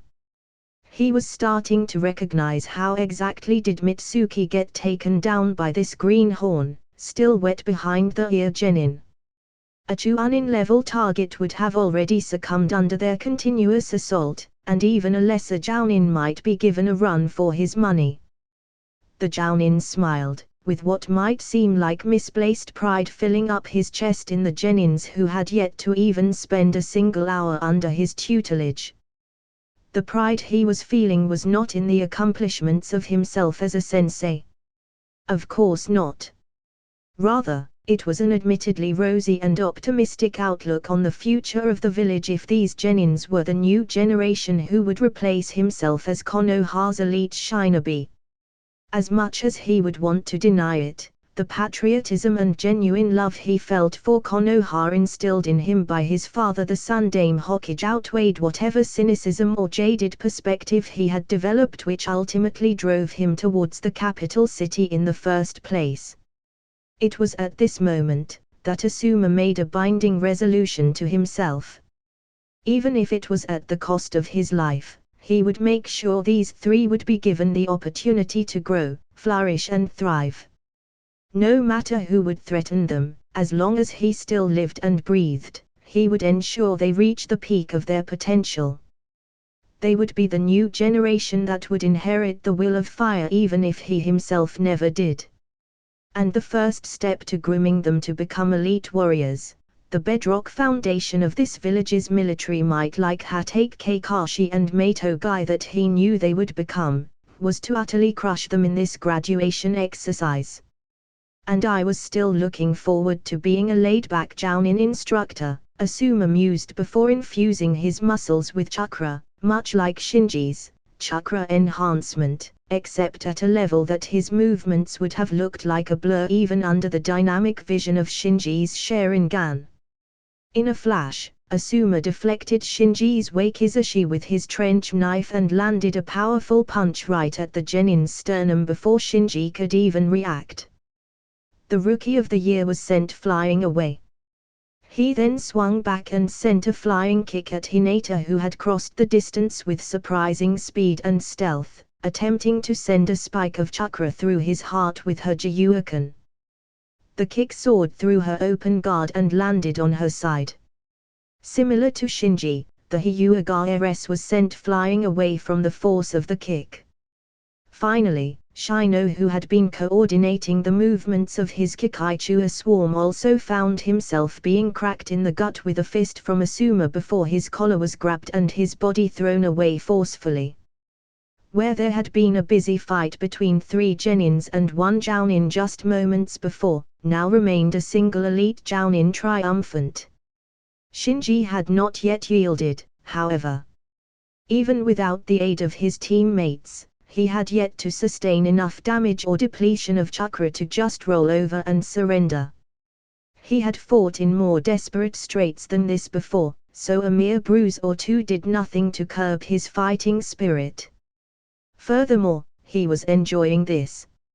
Seeing that the field was now devoid of his teammates, he could finally pull out his ninjutsu, which had been previously hindered by the presence of the other genins or Kikaichua. Kaiten, Ryuuken no Jutsu. Shinji unleashed a torrential wave of fire at the jounin, who looked at the approaching stream of flames unfazed. You want to compare fire with me? Ha ha ha. Asuma laughed before speeding through his own set of hand seals, Kaiten, Goryuuken no Jutsu. An even bigger, thicker and hotter flood of fire burst out of the jounin's mouth before quickly forming a dragon-headed fireball that clashed in an impressive display of explosions that would make a pyromaniac drool. The fire dragon tore through Shinji's own fire jutsu with ease, and crashed into where Shinji had been standing. Asuma wasn't worried, however.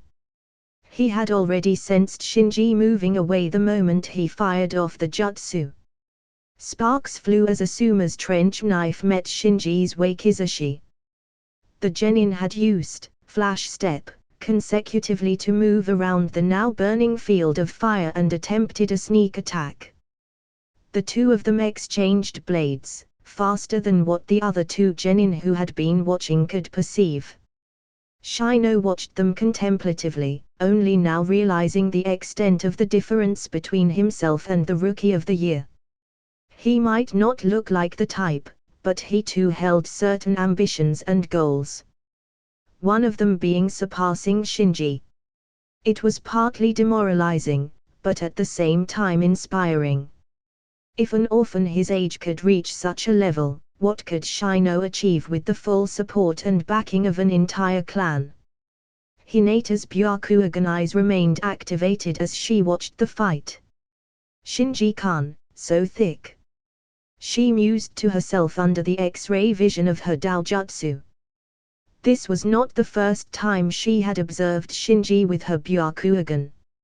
And it never ceased to amaze her the difference between Shinji and everyone else in her class. His chakra pathways were thicker and denser than nearly everyone their age, with the only exception being Naruto. And they grew more and more bulbous with every passing day it seemed. Hinata had to force down her blush while admiring the boy's chakra pathway system. His biology was odd. It wasn't something anyone else would notice unless they had been observing Shinji daily like she did.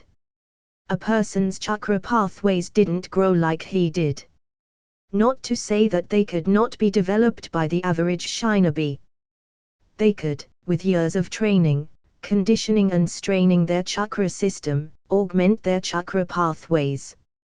However, Shinji's chakra pathways would grow to become thicker and his chakra denser even when he was just reading a book at the library.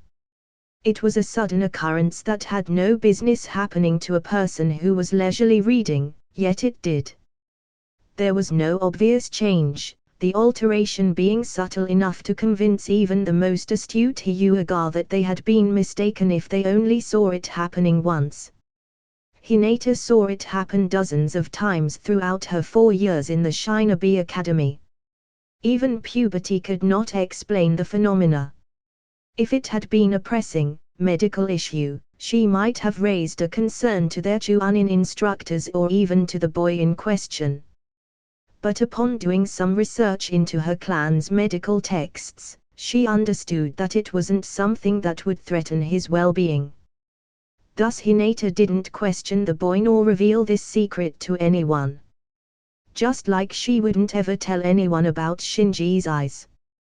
The red eyes of the Uchiha. The Sharingan. Hinata had seen them being used regularly when Shinji trained with the Sasuke. For some reason, he wanted it kept a secret. She didn't understand his reasoning behind it, but complied with his decision, regardless if he knew about her knowledge or not. Not that she would even let him know that she knew in the first place.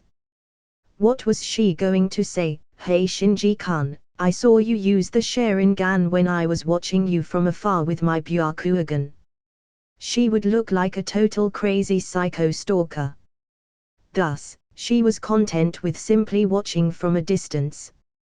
The knowledge that only she knew his little secret was thrilling, and Hinata was determined to keep it that way. Oh, her and Sasuke of course, but he didn't count. One day, you will trust me enough to tell me your secret yourself. And then we will.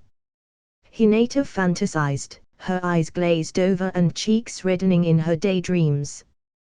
Back to the Genin and Jounin showdown, it was quickly reaching its climax. The fight wasn't particularly brutal, but Shinji looked to be exhausted.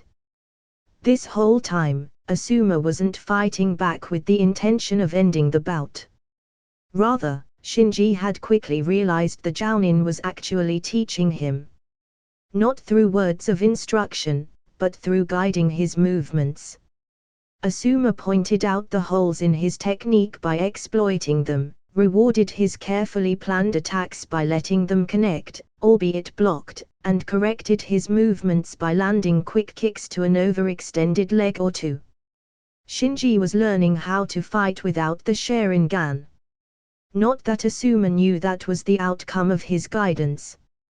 To the Jounin, he was only developing the Genin's combat experience and fighting sense.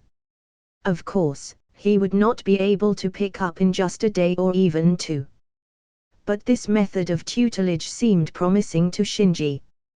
Because the Genin was constantly having to correct his movements while simultaneously analyzing Asuma in order to gain an upper hand in their exchange, it was a mentally exhausting endeavor. Even with his new int perk, It proved to require a Herculean effort to focus and adapt at the same time, which explained the mental fatigue that was quickly accumulating. "Not yet, not yet, not yet," Shinji proclaimed, doubling his efforts in taking down what he perceived as a stimulating challenge. He felt as though every cognitive muscle in his mind was firing on all cylinders, and for a moment, he fell into what he could only describe as the zone. For a single instant, Shinji felt like the world stood still as he became perfectly aware of every minutiae, every detail, every subtle signs down to the tiniest micro-movements in Asuma's muscles. It was not a novel experience, it was something he had felt before fighting against the hidden boss in the Rank F dungeon. A feeling of transcending his biological and mental limits and awakening the killer instinct buried deep down in every person that had laid dormant ever since the advent of humanity as a civilized society. It was the instincts of an apex predator. Shinji's movements blurred, pushing his chakra enhancement to the limits, and with one swift strike cut into Asuma's flesh. A long but shallow gash opened up along the Jounin's thigh, and Shinji's wakizashi might have opened up another one, this time somewhere much more fatal, before a sense of urgency and self-preservation overtook Asuma's rationality. The genin exploded backwards from a full-powered punch launched by the Jounin, crashing right into Shinji's face. The boy's face sunk in, his skin folding inwards from the force of the blow, while a stream of blood from Shinji's nose followed after the genin as he flew back. Asuma's trench knife that was still on his hands acted like a knuckle duster that amplified the concussive force of his fist.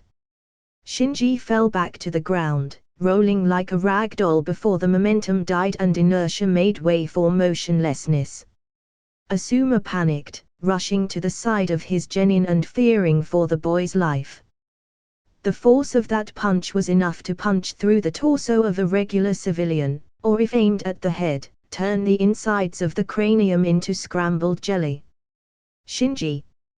Hinata screamed, dashing towards the boy while Shino followed after quietly but no less concerned. Even they could see the might behind that punch, what with the sound of the impact and the speed at which Shinji flew through the air limply. Before they had arrived by his side, Shinji, still awake, took a moment to look at the sky above him and the clouds drifting by. He couldn't help the smile that graced his battered face, that was so fucking fun. To their combined relief, the boy was still conscious and smiling even, albeit his face and nose looked crumpled up from the power of an all-out, no-holds-barred, I'm about to die punch empowered with buttloads of chakra from an elite Jounin specializing in close-quarters combat. Damn it, my bad, Shinji. My body moved before I even knew what I was doing, I didn't mean to attack you so heavily. Asuma apologized, getting down on one knee and examining the extent of his student's injury. Hinata burst into tears, repeatedly muttering, I'm so glad you're okay, while wiping away her tears. Shinji sat up, looking around at the people by him, I'm fine, I'm fine. Don't worry about it, Asuma-sensei. I left you with no choice, I know. Asuma reached down and pulled Shinji up to his feet, we need to get you to the hospital. The Rookie of the Year shrugged off his concern, it's all right, I can treat myself. Raising a hand over his face, he first cast a diagnostic jutsu to assess the seriousness of his injury. Although the system showed no debilitating status effects, it was better to be safe than sorry. From what he could see, however, that previous punch just took a chunk out of his HP and that was it. Thankfully, his enhanced durability from his high-vit stat, the protection, chakra enhancement, provided, as well as his numerous passive skills that reduced damage taken, absorbed much of the impact. The Jounin watched what proved to be his most promising and talented genin infusing green medical chakra into his injury with some disbelief. He had heard of Shinji's proficiency in medical ninjutsu, but to see it action right after that excellent display of the genin's combat skills, it was humbling to say the least. Asuma chuckled at the memory of how he himself was like when he was Shinji's age. "You're one crazy kid, you know that," the Jounin commented. Shinji smiled at the statement, knowing it be a praise rather than a critique. "Yeah, well, how else were we going to succeed in the test?" Asuma raised an eyebrow. "I already told you. You guys already passed the test as far as I was concerned." The genin shook his head. "I couldn't accept that. Which was why I had to get this." Shinji held up his other hand before opening the clenched fist, revealing the red silk omamori charm that was the objective of their test in the first place. Asuma looked down at where he had fastened the charm only to find it missing. He turned back to Shinji's victorious smirk, eyes widening as he realized that last exchange. The genin nodded. "Yep. The sword was misdirection. My real goal was the amulet." The Jounin paused for a moment, before bursting into laughter. "You were crazier than I thought, kid. You pass. All of you pass. Ha ha ha." Quest: Asuma's test, completed. Successfully pass the real graduation test.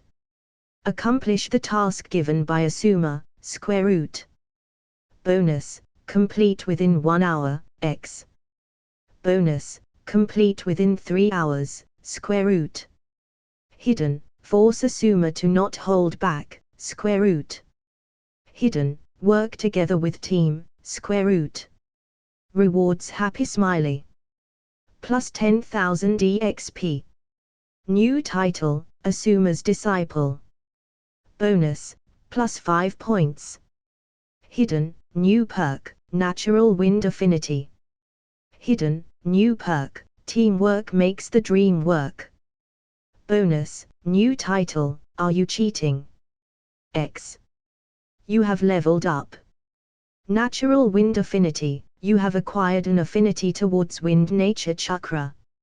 Minus 50% CP cost to all wind-related skills. Plus 100% EXP gain to all wind-related skills.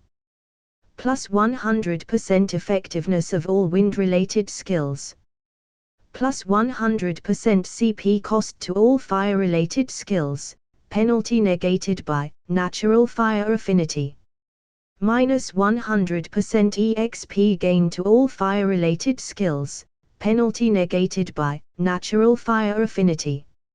Asuma's disciple, plus 30% EXP gain to all skills and stat growth when being taught by Sarutobi Asuma. Teamwork makes the dream work, plus 10% to all stats when working with Team 10. After Asuma announced we passed our genin test, we were taken to another restaurant to celebrate. Once we got settled in, I took the opportunity to tell Team 10 why I chose to hide my true abilities in the academy. They were mostly the same reasons as I had shared with the Sandame, not wanting to be treated differently and wishing to stay and graduate with my friends. Hinata seemed touched that I would go to such lengths in order to not part with the Rookie 9, while Shino expressed confusion over such an illogical choice. Although the Aburam also conceded that he too would have been hard-pressed to make a decision in my shoes. Regardless, the both of them forgave my discretion, though I didn't really feel like there was anything to forgive in the first place. I honestly felt that my actions were reasonable for someone in my position. I wasn't someone who sought fame or glory by mimicking the actions of vaunted prodigies by displaying my genius for the whole world to see. But what did I want then? It was a question that I had contemplated for some time now. These past 4 years passed by in a blur: training, academy and train even more. This was a routine that had dictated nearly every waking moment of my life. But what was the point of all that? Was it to become a hero alongside Naruto and Sasuke and save the world? And then what? I had chosen to reincarnate to the Naruverse in a fugue state, thinking it was all just a dream, and ever since then the gamer's mind might just have been the only thing preventing the collapse of my sanity. I knew that I had to become strong to survive in this world of monsters and demons, human or otherwise. Thus, I trained. I exhausted myself grinding skills and stats, sparring and learning. All to become strong enough so I would never be threatened by said villains. With the gamer system, there was a possibility that my growth would be limitless as long as I continued accumulating EXP. What happens when I reach level 100? Or 500? Level 999? Would I become a demigod and remain as some sort of mythical overlord of this continent, or be content acting out the part of a mere human? I had chosen to reincarnate in this world thinking it would be fun. Should I just continue following this mindset and just enjoy myself? It was an existential crisis that would always be erased by the gamer's mind whenever I started spiraling downwards mentally, almost as if the system was telling me not to bother with thinking too hard about my situation. I was tempted to take its advice. Rain started pouring just as we finished eating, and Asuma began briefing us on our responsibilities and weekly schedule. From tomorrow onwards, we would begin taking missions assigned to us by the village. Specifically, D-ranked missions. Asuma then took the time to explain the significance and importance behind D-ranked missions. What was the point of making shinobi, even if we were just genins, perform glorified chores for a wage that far surpassed market rate hiring regular workers? Shinobi who had been trained by the village for 4 years or more to be killers and spies at that.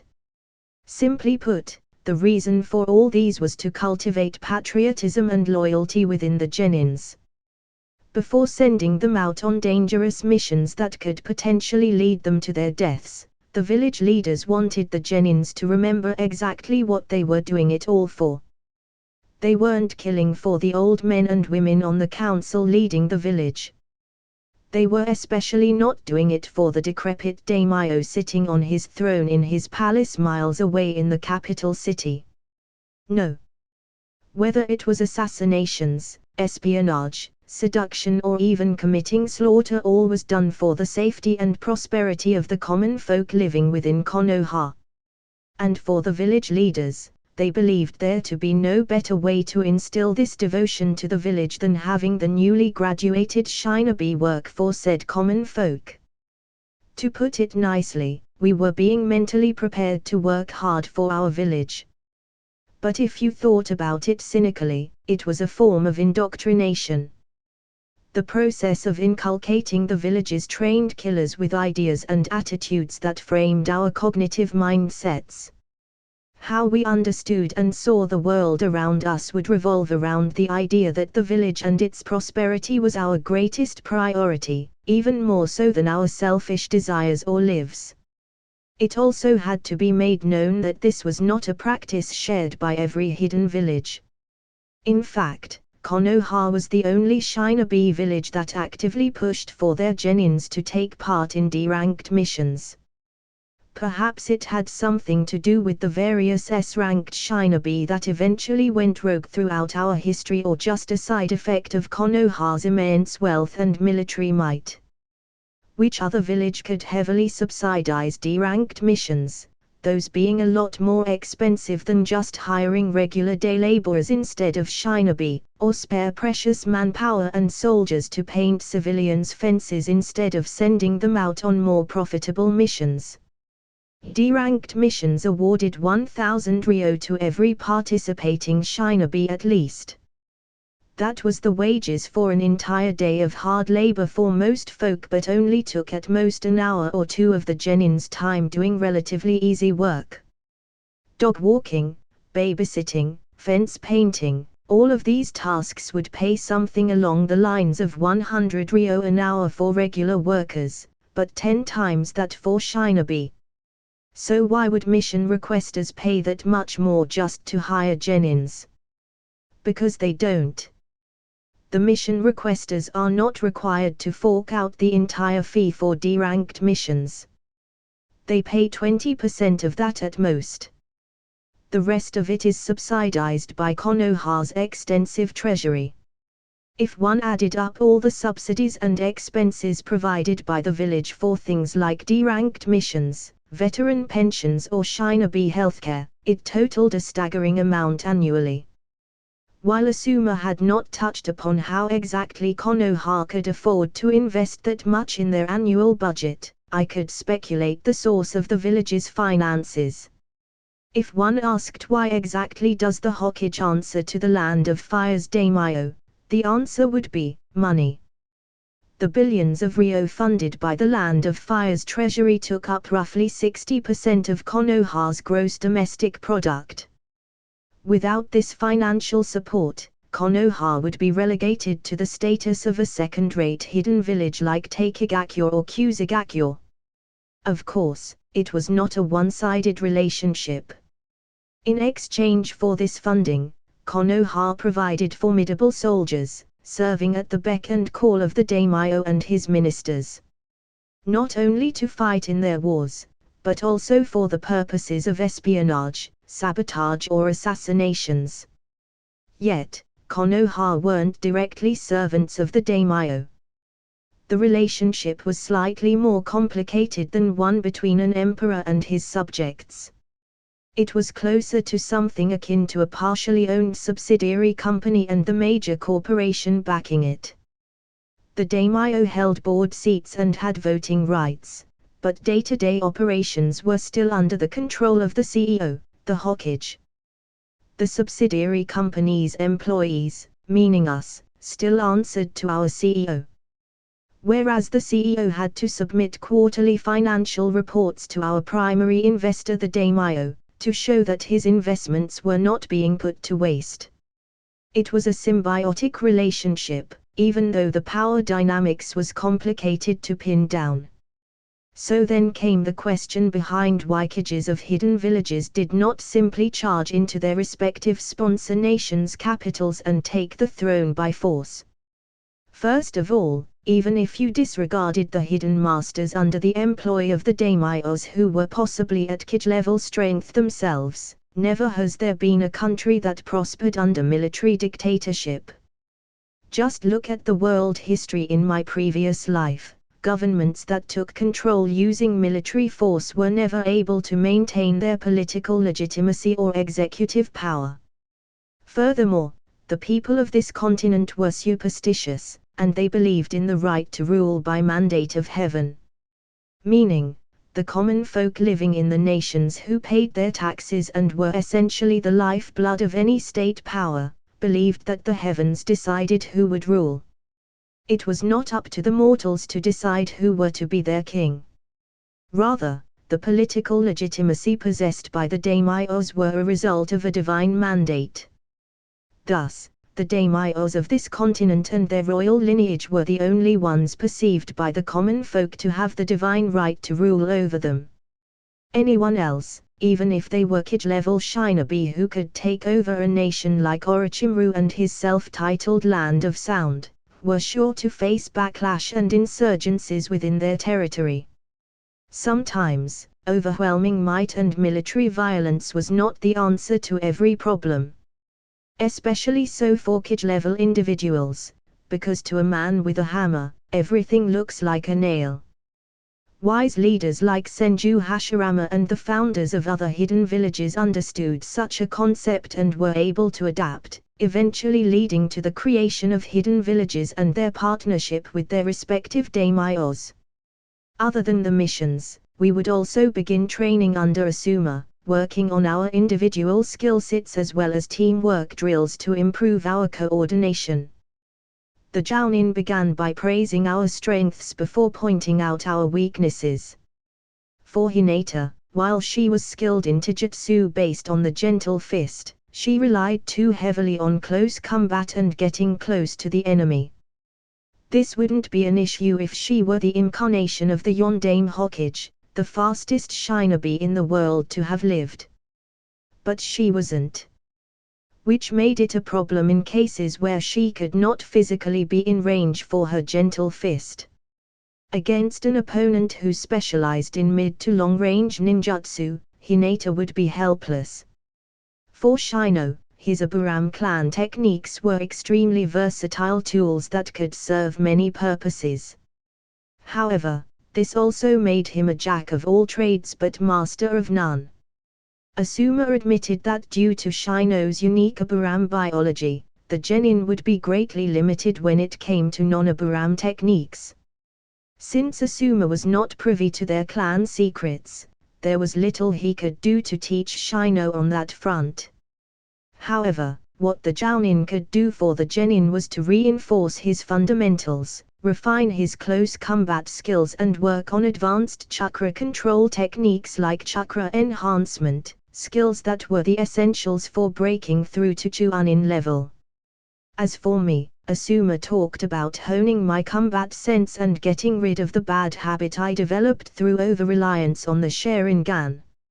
As well as starting to work on nature transformation, the molding and changing of one's chakra by altering its properties and characteristics according to their elemental affinity. Mastery over their chakra natures was an unofficial requirement for promotion to Jounin rank and Jounin level strength, which I sensed was a goal Asuma was setting for me. I had wondered about how effective such a training would be for me who already had natural fire affinity and natural wind affinity perks. I also mused about Asuma's reaction when he found out about my chakra affinities, both of which were elements he had mastered as well. The light shower in the evening had turned into a heavy shower by the time I got home after Team 10's celebratory dinner. We had stayed longer than we initially planned because Asuma had started drinking and talked for way too long about this or that. Mostly they were stories about his time in the capital, the who's who and what's what of the imperial court. Interesting, but I doubted the relevancy of such information to our careers. Shino and Hinata were too polite to interject even as they repeatedly glanced at the clock in the restaurant, subtly signaling to our Jounin squad leader of how late it was getting and their desire to return home. Whereas I was paying courtesy to the unspoken social dynamics of socializing between the subordinate and his superior.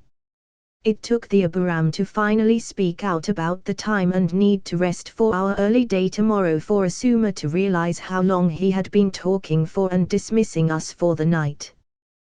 The man looked to have been overly excited about his new genin team, a rekindled passion of sorts. When I reached the apartment complex I had been staying at the past 4 years, I noticed someone sitting at my doorstep.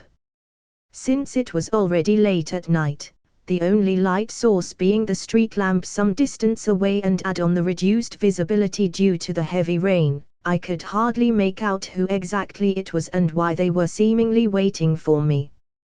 I cautiously approached the figure, ready to either flash step away or fling a shuriken at the unknown person. Upon hearing my footsteps, the figure, who had previously been looking down and hugging their knees, looked up towards me. I relaxed my body when I recognized the brown hair and plain face of my childhood friend. "Kaori, what are you doing here?" I asked, watching her shivering from the cold and rain. As I stood a few feet away from her, both of us drenched from the rain, she started tearing up. Kaori launched herself at me, clutching tightly in a hug. "Shinji-kun. I failed. ****, she sobbed into my shoulder. I sighed deeply, awkwardly patting her back while returning the hug. To be frank, her team failing the Jounin test wasn't unexpected. They were, to put it bluntly, nobodies, and certainly not deserving of personal grooming by the village under an elite Jounin strategic assets too precious to spare as glorified babysitters for genins without talent. rubbing her back soothingly while she continued sobbing and speaking incoherently into my shoulder. I waited for her to cry it out. I had been looking forward to checking out my newly acquired, natural wind affinity, tonight, but it looks like that wasn't happening anytime soon. It would be too cruel to turn her away, and I wasn't heartless enough to leave a girl crying out in the rain.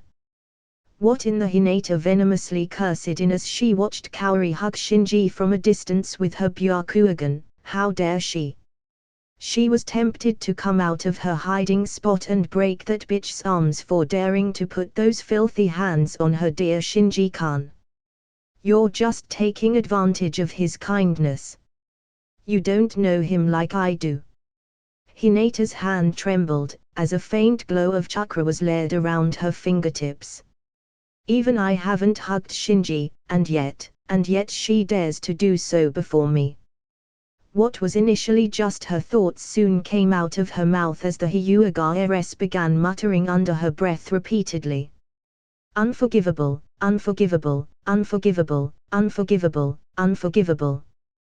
The veins around her eyes bulged as she strained her Byakugan to the limits, glaring daggers into the other girl. If looks could kill, Kaori would have died a horrible, brutal death. Just as she was about to lose control of her emotions and explode in a fury, a voice nearby shook her from the indescribable wrath within. Hinata-sama. Hayashi-sama requests for your return to the compound. It is getting late. Hinata turned and saw the familiar sight of her Hyuga attendant, Ku, standing attentively next to her. Ah, of course.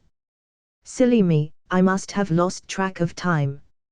Let's return, Ku-san. She replied cheerily, though aware that the seething anger still remained.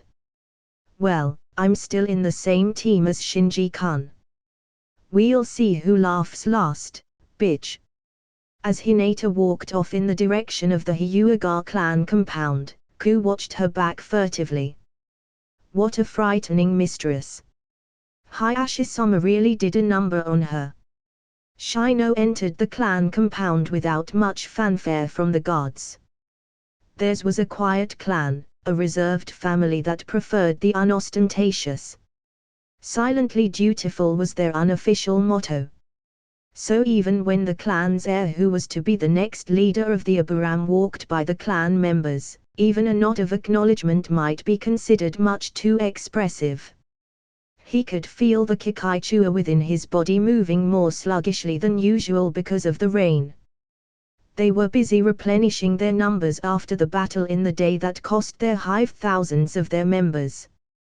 But with time, their numbers will burgeon once more, and he too would return to full strength. The Aburam were not suited for a battle of attrition or any such drawn-out conflicts. It took time to re-establish their population, and they would be vulnerable in times like this. Shino was still fixated on the image of the fight between Asuma and Shinji. Memories of blades clashing and blurry figures going faster than he could even comprehend plagued his mind. Shino could hardly believe one of them was his own age, someone who he had mistakenly thought of as being roughly the same level. Shinji was an orphan, someone who lacked the tutelage and resources afforded to himself and the scions of other clans. Yet he was able to overcome such a disadvantage, displaying a talent and genius he had thought reserved for legendary characters of myths and hushed whispers. What did that say about Shinji, or rather, what did that say about they who thought so highly of themselves? They who believed, consciously or unconsciously, of their innate superiority over those who were clanless. Shino thought he had been a hard worker.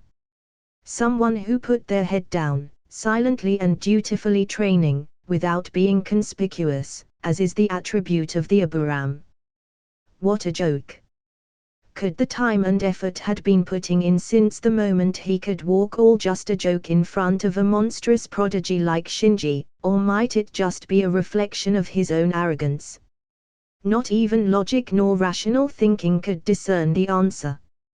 Thus, reason would dictate that since he could confirm neither, there was only one option left to the Aburam. There was nothing he could do if Shinji was truly the most talented of his generation other than to maintain his current plan of growth and be content forever remaining under Shinji.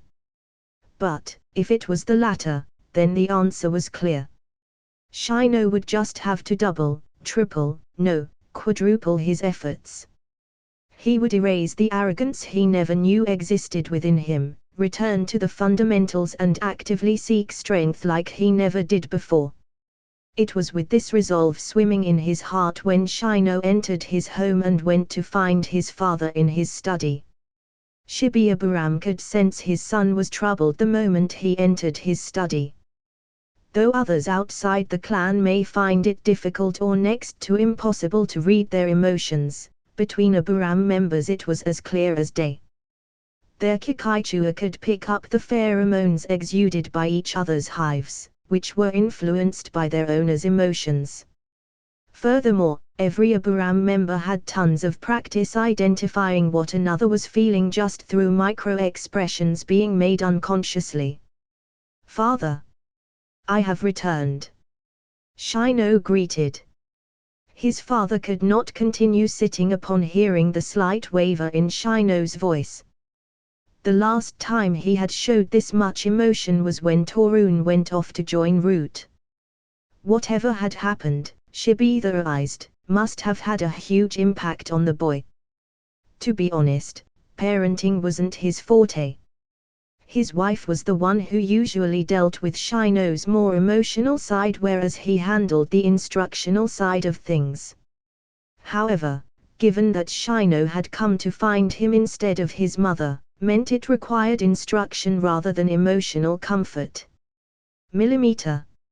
Shibi succinctly responded, as per his usual concise conduct, but he hesitantly continued, assuming his fatherly duties as a pillar of support for his troubled son. "How was your day?" Shino raised an eyebrow at his father's overt, out-of-character attempt at familial intimacy.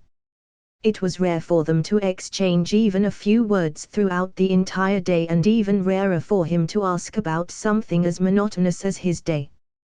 But seeing that it was his first day as a genin, Shino guessed his father might be feeling some sort of paternal pride. "It was fine," he answered, but talking about his day wasn't the objective of his visit. Though admittedly he found it difficult to broach the topic he wanted to bring up. "Father, Shino started, but incongruous to his usual behavior, had difficulty speaking his mind. "What is troubling you, son?" Shibi asked, placing a comforting hand on Shino's shoulder. Shino was startled by the intimacy his father was displaying, unused to such physical contact which was rare and far between amongst the Aburam, though he managed to collect himself. "I want to become stronger." The nearly imperceptible heightened buzzing of Shino's hive told Shibi everything he needed to know without the need for further elaboration. This was the first time his son had made such a bold declaration with that much conviction in his voice. It was the equivalent of a non-Aburam screaming at the top of their lungs. It surprised Shibi to witness what would be perceived as a frantic plea to the stoic Aburam from his son. How could he deny his son when Shino was making such a sincere request while being this agitated? "Very well. I will help." Shino looked through his shades with barely disguised gratitude at Shibi. The father and son shared a moment of familial warmth, practically an outburst of emotion akin to hugging in tears for anyone else outside the Aburam. Although to an outside observer, all they would see would be the two of them standing in silence, staring at each other oddly. Reminiscent of the scene back when the gathered elites were observing the Academy's graduation exam, once more did they assemble in the Sundame Hokage's office. This time, however, the Jounin squad leaders were here for the purpose of reporting whether or not their team had passed the real graduation exam. "Is everyone here yet?" someone asked, and the various shinobi looked around before another blankly replied, "One's missing, you know who." Hiruzen shrugged, "Then we shall begin first. Hokage-sama, how long will you entertain that impudent man's disrespectful behavior?" One of the Jounin asked, trying her best to keep her tone respectful while still calling attention to her frustration. The Sundame turned to the Kunoichi who had spoken, "I will give him a stern talking to when he arrives." But still. Hiruzen frowned, "Jounin Akane. You forget yourself." The pressure directed at Akane forced the Kunoichi to blanch and fall to one knee. "My apologies, Hokage-sama. I meant no disrespect." A drop of cold sweat creeped down the side of her forehead. One often forgot the sheer power the old man still contained due to his often grandfatherly disposition. Kakashi is a good shinobi, despite his bad habits. I know the two of you have some history. But do not let your personal grievances take over your senses. Am I clear? Akane bit her bottom lip, nearly drawing blood. Her face flushed from the embarrassing mention of her past dalliance with that one-eyed bastard. Neither of them was expecting anything beyond a casual fling, sure, but when he had pretended to not recognize her the very next day, saying shit like, "Ha, do I know you?" that infuriated her like nothing else. What's more, somehow the entire village seemed to have found out about it and rumors had spread. Casual relationships between shinobi who lived on a knife's edge between life and death were not uncommon, but hearing people talk about how Kakashi had a one-night stand with someone who he forgot about right after was just humiliating. "Hi, Hokage-sama. Forgive my impudence," she conceded, though the grudge she had against the Jounin amplified manifolds. The Sundame was aware of Kakashi's bad reputation as being a tardy shinobi. However, after Hiruzen pulled the Jounin out from Anbu, against the man's own wishes, to take on the role of Jounin squad leader to a Genin's, the least he could do as the man responsible was to show some leniency towards his bad habits. Those habits were, after all, likely the man acting out after being dismissed as Anbu commander. Hiruzen nodded, "Good. I shall forget your outburst. Now, let's start." Team 1. Team 1 fails, no redeeming qualities at all. My suggestion would be to send them back to the academy. They aren't even at the standard of the Genin Corp. One Jounin stepped forward and reported as the other squad leaders of the various Genin teams followed soon after. Team 8 passes. Kuinai reported when it was her turn. They almost failed, but at the end they managed to pull through. The Hokage leaned forward, interested in how 3 heirs of Konoha's most prominent clans nearly failed what should have been an ease for them. "Oh. Please elaborate." All eyes landed on Kuinai and the newly promoted Jounin confidently proceeded, "Of course, Hokage-sama. In the first place, the team dynamics was greatly disrupted because of a clash of personalities. Yamanaka Ino and Inuzuka Kiba both sought to take the lead, which led to numerous arguments when neither refused to back down. The third member, Akimichi Choji, was content with being led around by the two, but there was little effort to mediate the conflict on his part. My test for them was simple. It was a scavenger hunt where they had to locate a few items which would reveal clues for the subsequent ones. Honestly, their biggest obstacle were themselves. Between the incessant arguments and lack of thought put into deciphering the clues, they only narrowly managed to find the last of the items. Had it not been for the Inuzuka's excellent tracking ability, they would have missed the cut-off point altogether. Hiruzen chuckled, "Ah yes, putting two opinionated and young, passionate shinobi together is often cause for dispute.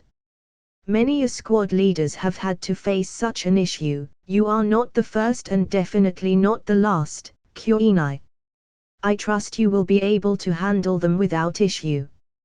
He fondly remembered the arguments between his own students, the hot-headed Jiraiya and the analytical but sarcastic Orochimaru, before his face fell as he recalled the latter. Kuinai smiled at his comment. That puts me at ease, Hokage-sama. Your confidence is much appreciated. She replied before stepping back to indicate the end of her report. The Hokage nodded before turning to his wayward and only living son. Asuma, report. The younger Sarutobi looked irked at being the only one his father had called out by name, though he shouldn't have been surprised at such an attitude from him. It had always been this way. His older brother, Katsuro, bless his soul, had always been the apple of his father's eye when he was still alive. The son who he had been the most proud of, and his attempts at hiding this favor was poor, almost as if the old man were hinting to Asuma to work harder to gain his acknowledgement. Being born in the Sarutobi clan, or rather, being born as the son of the legendary Shinobi no Kami, meant there was extreme pressure from all sides for Asuma to excel. Naturally, everyone around Katsuro and himself expected the both of them to live up to their father's sterling reputation. However, it wasn't the expectations from the village that pressured him, but his father's that eventually pushed him away. Although, his brother thrived under that pressure. Katsuro was the obedient one, while he was the rebel. Katsuro graduated at 10. Made Chunin at 14 and then Anbu commander at 20. Whereas Asuma only became Jounin when he turned 18 before leaving to join the 12 Guardian Shinobi. Their brotherly relationship was fraught. He never hated Katsuro, not at all. But he couldn't stand that his only brother was often on his father's side whenever there was an argument when the two of them should have been standing together.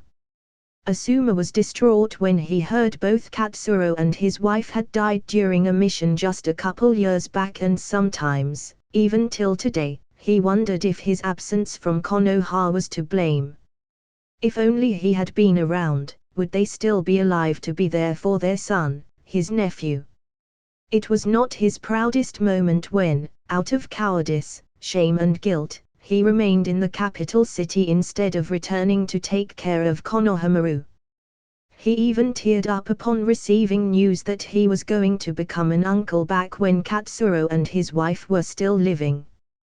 But he couldn't face Konohamaru, not after abandoning the village to join the 12 Guardian Shinobi because of a petty argument with his father which he could hardly even remember what it was about.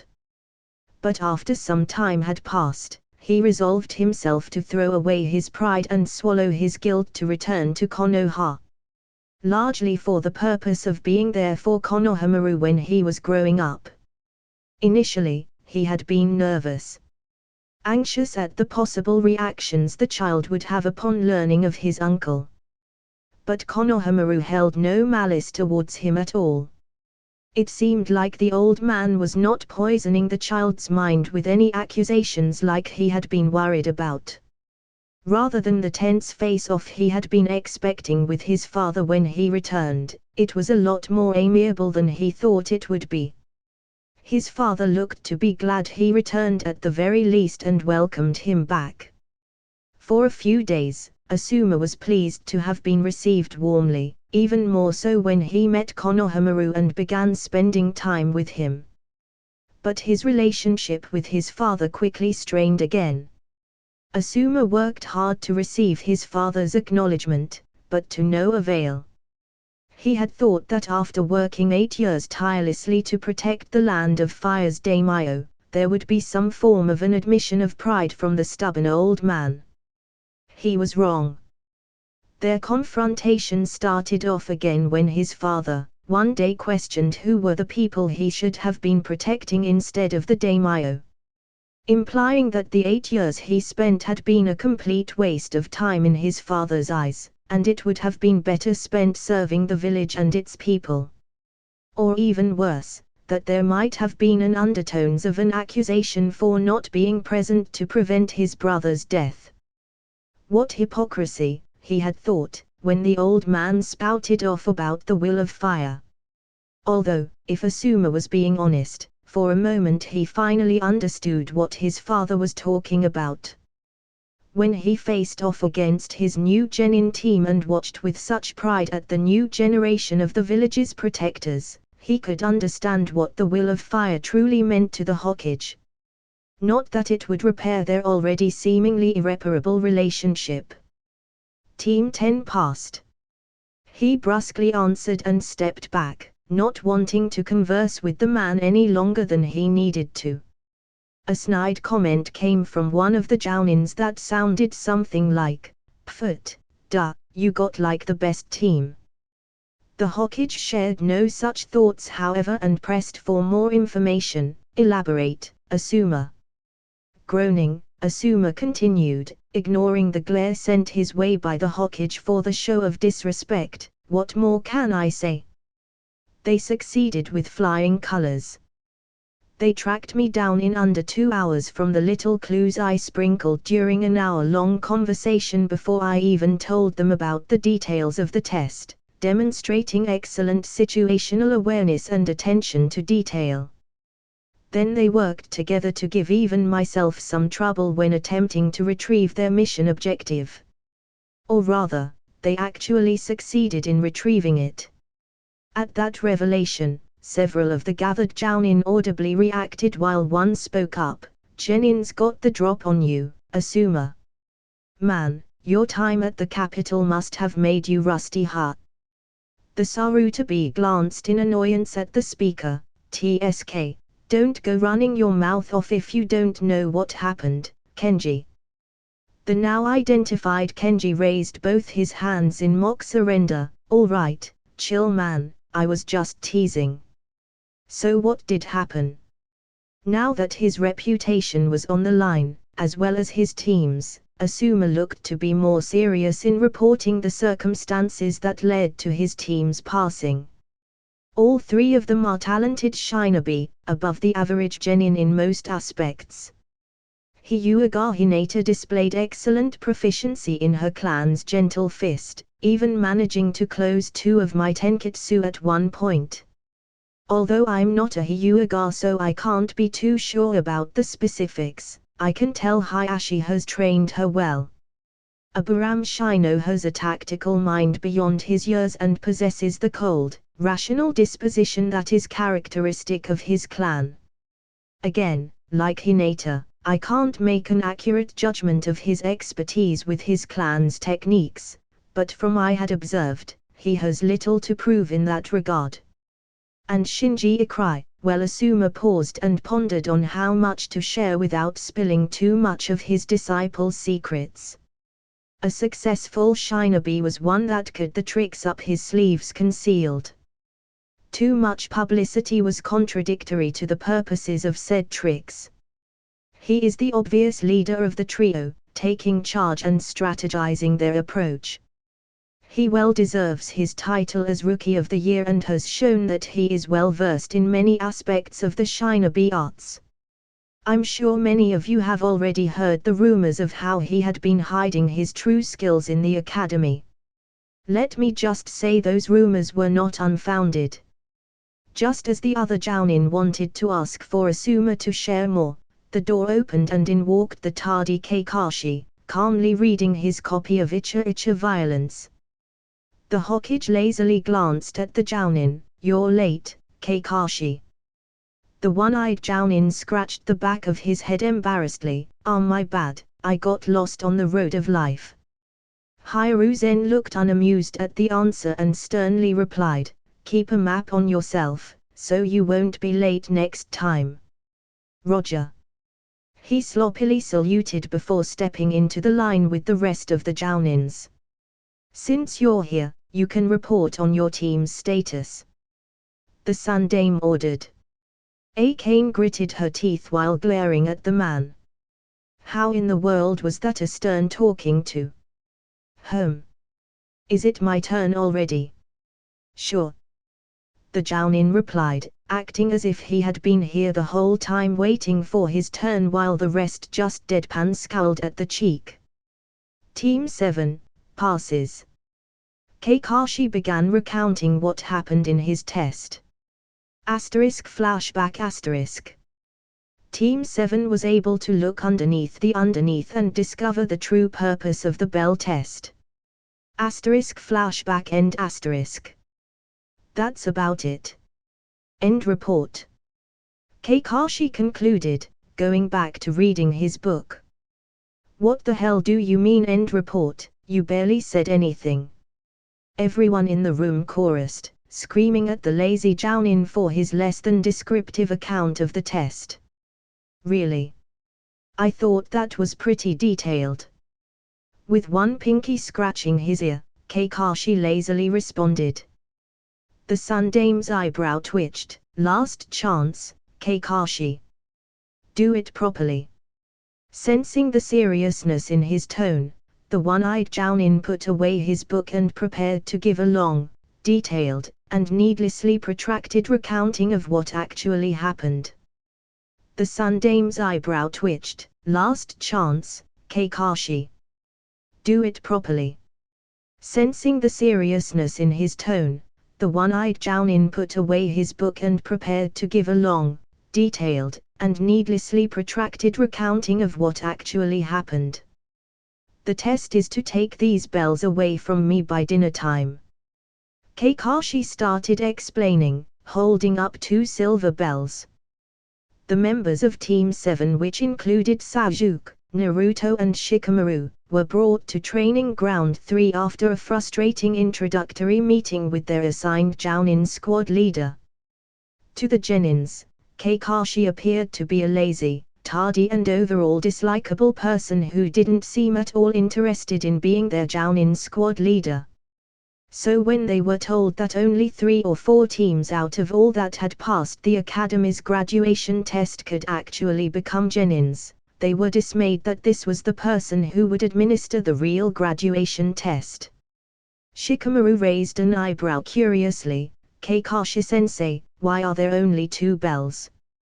Kakashi took on a more sinister appearance. Well, that's because out of the 3 of you, only 2 will be able to pass.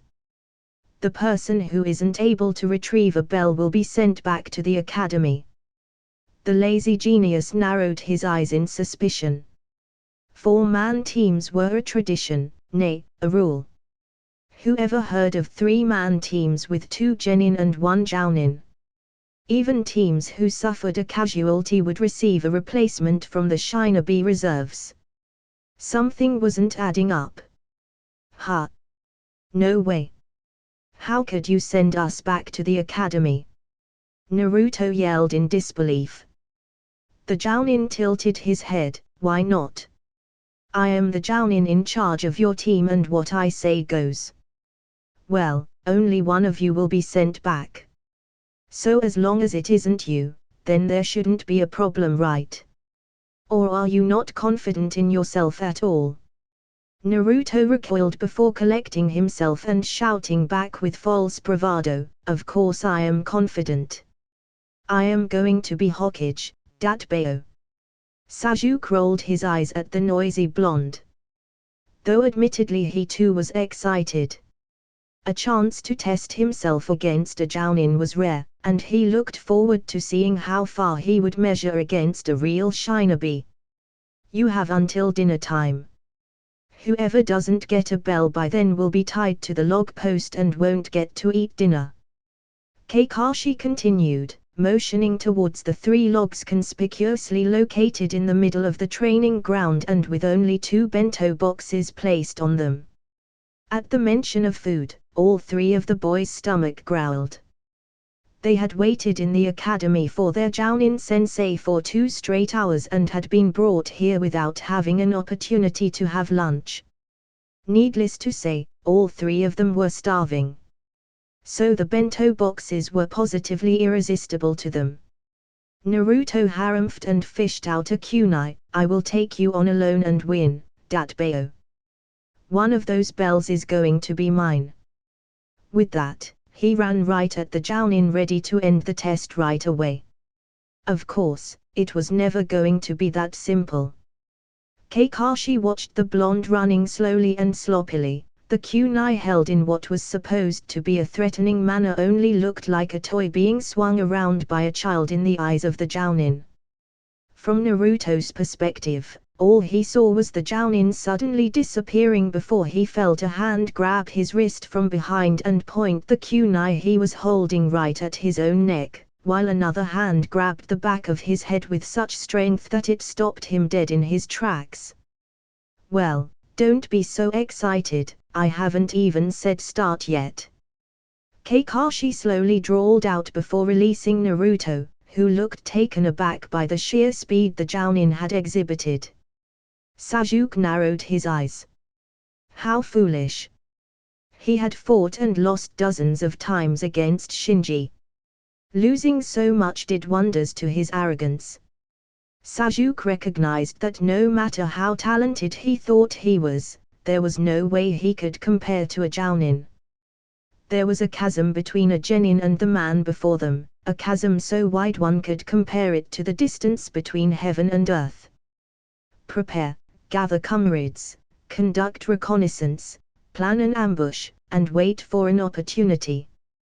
The Uchiha repeated the mantra Shinji had imparted to him years ago. That was the strategy one had to employ in order to defeat a stronger shinobi.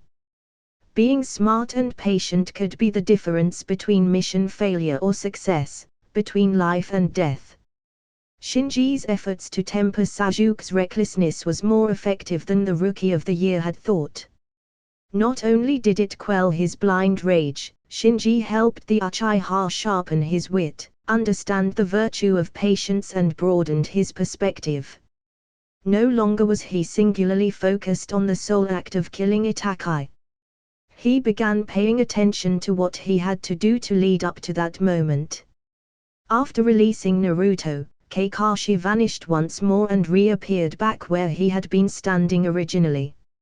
It was a display of an elite Jounin's physical ability that only further cemented the difference between himself and the trio of freshly graduated genins barely a day out of the academy. If there are no further outbursts, then we can start, Kakashi announced, and immediately, Sasuke and Naruto ran off into the forest to hide.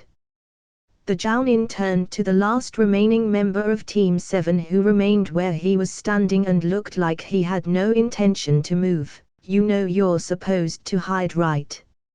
Shikamaru looked back at him lazily. What's the point? No matter how well we hide, a Jounin like you will be able to find us anyway. Since the bells are on you, you don't have to come looking for us, rather, we are the ones that have to come looking for you. Might as well conserve my energy and look for another angle. Besides, who knows taking the bell is all there is to this test. The Nara then turned around and walked away leisurely. Kakashi made a hum in amusement, this kid's sharp. As expected of Shikaku's son.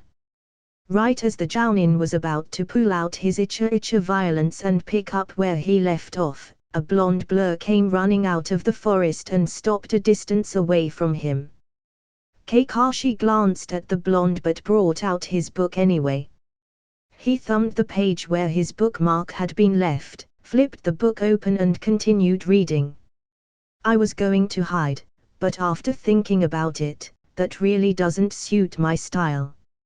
So let's have a rematch, Kakashi-sensei. Fair and square. Naruto declared, index finger pointing at the nonchalant Jounin who wasn't even paying attention. Hey! Look at someone when they're talking to you, damn it! The blonde yelled, irked that he was being ignored. Kakashi lifted one hand and shooed away the boy like he was being annoying and disturbing his reading time. Naruto gritted his teeth and growled before putting his hands together to form a hand seal. This will teach you to ignore me. Kichibunshin no Jutsu. A plume of smoke signaled the arrival of a few dozen shadow clones, all ready and willing to pummel their disrespectful sensei. charge! Naruto, presumably the original one, yelled, and the mass of shadow clones swarmed the nonchalant Jounin, who continued reading without interruption. However, the moment a Naruto clone reached the man, Kakashi reached out and with a swift kick destroyed the clone. He carried on steamrolling the clones with a flurry of lazy kicks and occasional punches, his eyes never leaving the pages of his book. Seeing the ineffectiveness of his clones, Naruto spat out a curse and formed the familiar hand seal to make even more. Another couple dozen clones appeared and joined the rest, but were similarly mowed down all the same without even being able to make contact with the Jounin. You have a Taijutsu score of 0. 100 multiplied by 0 is still 0, you know. Kakashi commented as he dispatched the last of the shadow clones to Naruto's chagrin. You're just wasting your chakra if you're using shadow clones like disposable shuriken.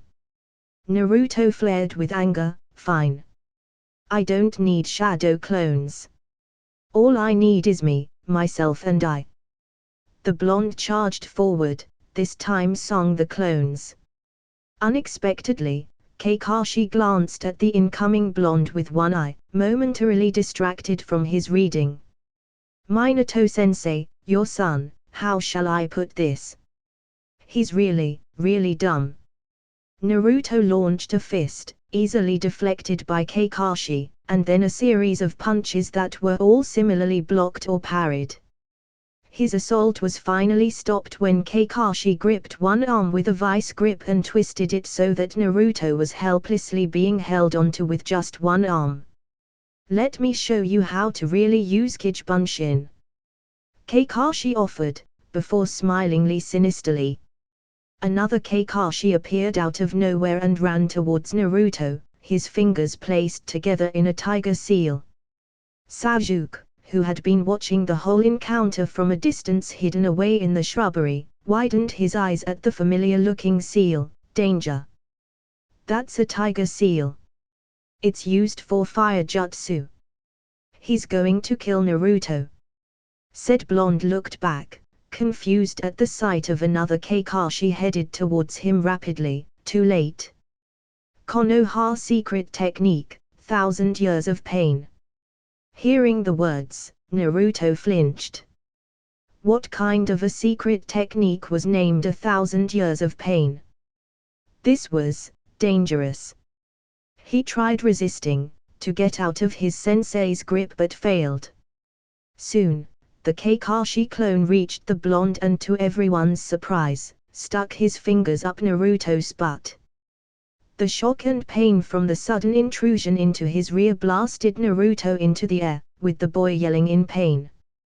Those two are total idiots. Sasuke thought as he looked away, embarrassed that he had been concerned for Naruto for nothing. But he had also realized something off about the whole exchange. Those clones were solid. The Uchiha couldn't figure out how such a phenomenon was possible. However, he did know that it was a power that would serve to be of more use in his hands, or rather, in his and Shinji's hands. He made a mental note to ask about the ability from Naruto after the test was over. For now, he had to find his other teammate for the first and second step of his mantra: prepare and gather comrades. Shikamaru had been similarly watching the exchange between Naruto and Kakashi from a distance, although not bothering to hide himself. Contrary to his lazy appearance, the Naru had actually been hard at work taking in every single bit of information his eyes could ferry. He first analyzed the capabilities of his teammate, and though surprised by the use of solid clones, Shikamaru filed that tidbit of information under potential tools to combat Kakashi. Then he evaluated the Jounin squad leader's competence, which as expected, revealed little about the older man's true prowess. One thing was for sure though, Kakashi was a formidable shinobi, and one who could make light of all three of them with his eyes never leaving the pages of that book he was always reading. Of course, the caveat to that would be if the three of them rushed in blindly without prior planning. The Nara clan specialized in a unique yin-release branch of techniques involving the usage and manipulation of shadows. It sounded cool, yes, but the reality of it was not as sensational. While their shadow jutsus were extremely useful under specific circumstances, it was those very specific circumstances that led to the severe limitations holding the technique back as well. As a result, Nara children were generally raised from young to develop a critical thinking mindset, to think outside the box per se. Problem solving was the number one issue every shinobi faced in the field, but for the Nara members especially it was a constant predicament. Their clan achieved fame with their shadow techniques following the Second and Third Shinobi World War, precisely due to their excellent strategic minds. However, with this fame came publicity, a double-edged sword. Their techniques, once a hidden trump card that excelled when taking their opponents by surprise, became exposed to the world at large. Their clan had become renowned for their techniques, but at the same time, what was once in the shadows were now brought to light. Their enemies became aware of the limitations behind their techniques and developed countermeasures which only forced the Nara to become even more innovative and creative with the employment of their shadow jutsus.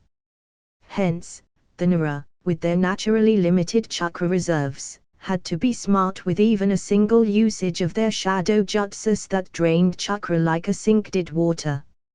And the prerequisite for tactical deployment of said techniques were the careful analysis of any battlefield situation. The strengths and weaknesses of their targets, any psychological flaw, their habits, the environment, their teammates, as well as 100 other factors that needed to be accounted for before an embryo of a plan could even be formulated. What Shikamaru saw when he witnessed Naruto's clones were not their combatability, which if compared to the Jounin proved less challenging than a mosquito.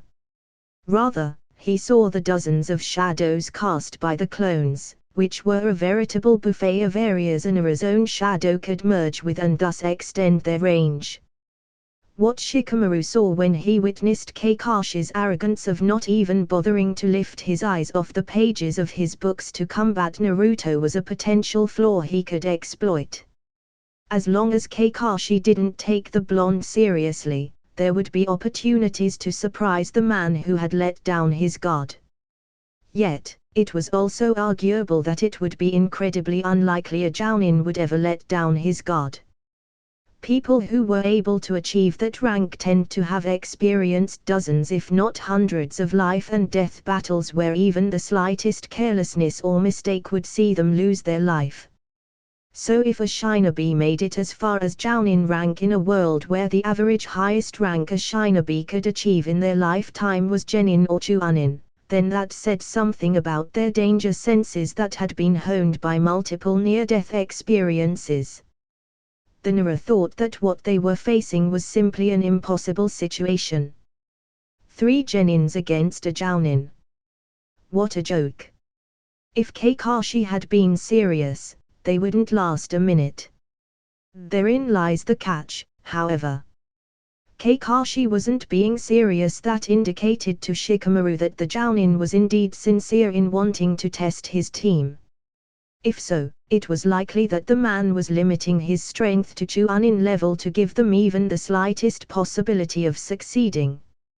3 Genins against a Chunin sounded like much better odds, especially if one of them was an Uchiha genius while the other could spam solid clones as easily as others could use the regular Bunshin.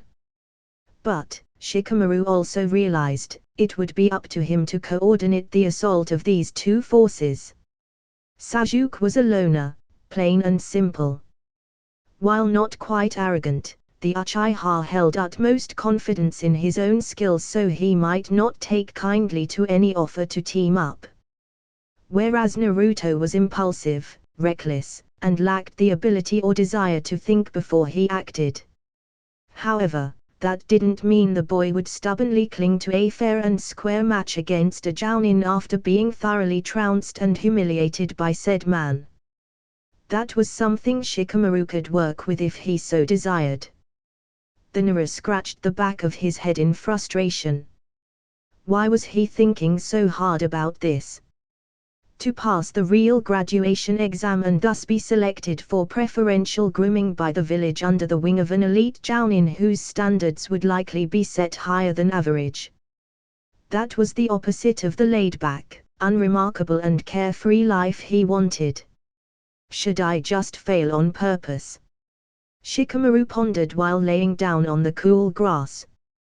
Being assigned to the unofficial Genin Corps and sent for guard duty where he could just nap as much as he wanted, when and as he liked, sounded much more enticing than a life full of hardships, training and being sent to risk his life in dangerous missions.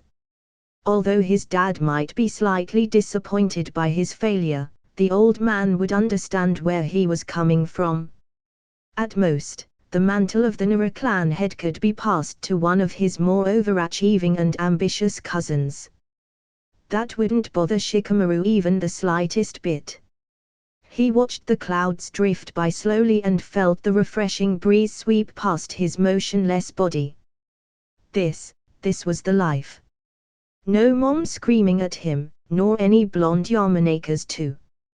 The lull of the soothing and comfortable wind as well as the rays of sun partially blocked by the clouds was slowly but surely luring him to sleep. That was until his view of the clouds were blocked by a familiar raven-haired genin looking annoyed. "What the hell do you think you're doing?" Sajuk asked, forehead scrunched up in displeasure. "Watching the clouds." Shikamaru sleepily responded before yawning and his eyelids slowly flickered as if he was barely trying to stay awake. The Uchiha's eyebrow twitched. These were his teammates. One dumb as rocks blonde and another lazy as hell pineapple head. Sajuk cursed in his head. If only Shinji had been on his team, then this test would have already been over and done with. Instead, he was stuck with these two morons who were continuously trying his patience. "Get up. We have bells to take," Sajuk demanded, arms crossed and foot tapping impatiently. Shikamaru opened one eye lazily, glancing at his teammate. What's the point? Although inwardly he was slightly surprised that his analysis had been wrong. Sajuk had taken the initiative to propose a collaboration instead of going lone wolf like he had expected. "Odd," said Uchiha, gritted his teeth, his fist trembling as he held back socking the lazy Nara in the kisser. "The point is to pass the damn test." "Pass." Shikamaru waved away what he thought of as an annoyance and turned to his side to sink deeper into his attempt at falling asleep. Sajuk reached down and grabbed the Nara's collar, his eyes flared and black turned to red. "Look, I don't give a damn what you want. You might be content with mediocrity, but I'm not. So if you're not going to bother trying, then I'm taking charge." Shikamaru widened his eyes at sight of the Uchiha clan's famed Sharingan. He never knew that Sajuk had successfully awakened the Daojutsu. That changed things. Rather than the intimidation factor Sajuk had been going for, the Sharingan instead sparked hundreds of possibilities that ran through the Nara's mind. It was an involuntary habit for Shikamaru to think and overthink when encountering a new element he never considered before. The Uchiha was not at all pleased with the shocked silence. To him, every second wasted was one less he could spend training. And wasting time was not part of the weasel hunt plan he and Shinji had concocted. "Bastard, are you even listening to me?" "TSK, I got it. Let go." Shikamaru pulled himself away from Sajuk's grip on his collar and picked himself up. He massaged his neck and stretched away the drowsiness that had begun to sink in his bones from when he was falling asleep. "It would be more troublesome to sleep than to help you." "Good. Now we need to think of a plan and lay a trap in order to grab those bells. From what I've observed, there is no way we can take on Sensei just by charging in head-on. The man is confident of his skills, as he rightfully should be, but because of that he looks down on us. With just the two of us, we should be able to exploit that confidence. Sasuke stated, turning off his Sharingan before continuing. If you can catch him with your Nara clan's shadow jutsu, I should be able to run in fast enough to take the two bells. One for you, and one for me. The Nara was slightly surprised. Then what about Naruto? You know, our third member. HMPH, that idiot is useless. He would only hold us back. Besides, there are only two bells, why should we include that idiot in our plan? Shikamaru shrugged at Sasuke's answer, I don't think that is the best course of action. Sasuke raised an eyebrow curiously, huh? Why do you say that? I am suspicious of the rules of the test. I have never heard of 3-man teams with 2 genins and 1 jounin. Have you? It's either an apprenticeship between 1 genin and 1 jounin or a full squad between 3 genins and 1 jounin, but never 2. So why would Kakashi-sensei threaten to send one of us back to the academy if they fail? The Uchiha rubbed his chin contemplatively. There is some logic in what you say. Furthermore, there is no way 3 genins can reasonably challenge a jounin, let alone any one of us individually. I suspect what he said in the beginning was only meant to drive a wedge between us, make us fight between ourselves. I think what he is truly testing is whether we can work together as a team even in the face of a difficult choice. Ergo, we need Naruto. Shikamaru concluded. I see, but what if you're wrong? Sasuke rebutted. 3 heads are better than 2. And didn't you notice? Naruto's clones were solid. We are going to need that manpower only he can provide for my plan. Besides, say we're wrong and only 2 of us gets to keep the bell. In that case, I will voluntarily withdraw. I was going to give up on the test either way, so it wouldn't really matter to me. Shikamaru countered. The Uchiha paled, and leave me stuck in a team with that moron. No thanks. We'll see what happens if push comes to shove. You mentioned a plan. The Nara nodded, yeah, but first, we have to find Naruto. Then I'll explain my plan. Kakashi remained where he had been standing and waiting for his students the whole time, indifferently reading his book and waiting for his new genins to make a move. He looked up at the sky, noting the setting sun. They have roughly an hour left. Should I go find them now? Just as he was about to put away his copy of Icha Icha Violence, a loud rumble came from the forest. More accurately, it came from the forest all around him. What are they up to now? Out of the thickets, a flood of Naruto clones came running out, charging and yelling loudly. Charge! They all chorused at once. Kakashi eyed the clones with some surprise. There had to be a couple hundred of them that Naruto had created. Such a chakra capacity left even a jounin like him astounded. Without a doubt, the Kyuubi's influence on the boy's chakra reserves were strong. But, it was going to take more than mere numbers to deal with a jounin, as Naruto would soon find out, Kakashi figured. Perhaps he should demonstrate just how far the distance between himself and the boy was with an overwhelming show of force. Nah, not worth the effort. Kakashi waited for the clones to approach before once more launching into a combo of kicks and punches, a hand still holding onto the book. The Naruto clones who tried desperately to land a hit were easily dispersed. Every kick would pop 2 or even 3 of them, while occasionally Kakashi would throw one of them into a group of even more clones, destroying them all. What a waste of chakra. If they pass, I will have to teach him how to use his clones more efficiently. the Jounin mentally noted, when suddenly his movements froze. Kakashi looked down, only his irises moving as his head couldn't, and found a shadow extended from somewhere that connected to his own. Tracing where that shadow had come from, he found that it had merged with a dozen Naruto shadow clones in order to extend its range and successfully reach Kakashi's. Tracing the shadow further back, he quickly found one similarly blonde and orange boy down on one knee with his hands together in a rat seal amidst a sea of Naruto clones. The Naruto clone smirked with an uncharacteristic intelligence in his eyes. Shadow possession jutsu, success. Now, Naruto. Ha, a hench. Kakashi mused, while a dozen Naruto shadow clones moved towards the man upon receiving the signal. He, the bell is mine. One of them yelled, hands reaching towards bells hanging on the Jounin's waist. Clever, but when there is an overwhelming difference in chakra. Kakashi began. The Naruto clone now revealed as Shikamaru began sweating heavily.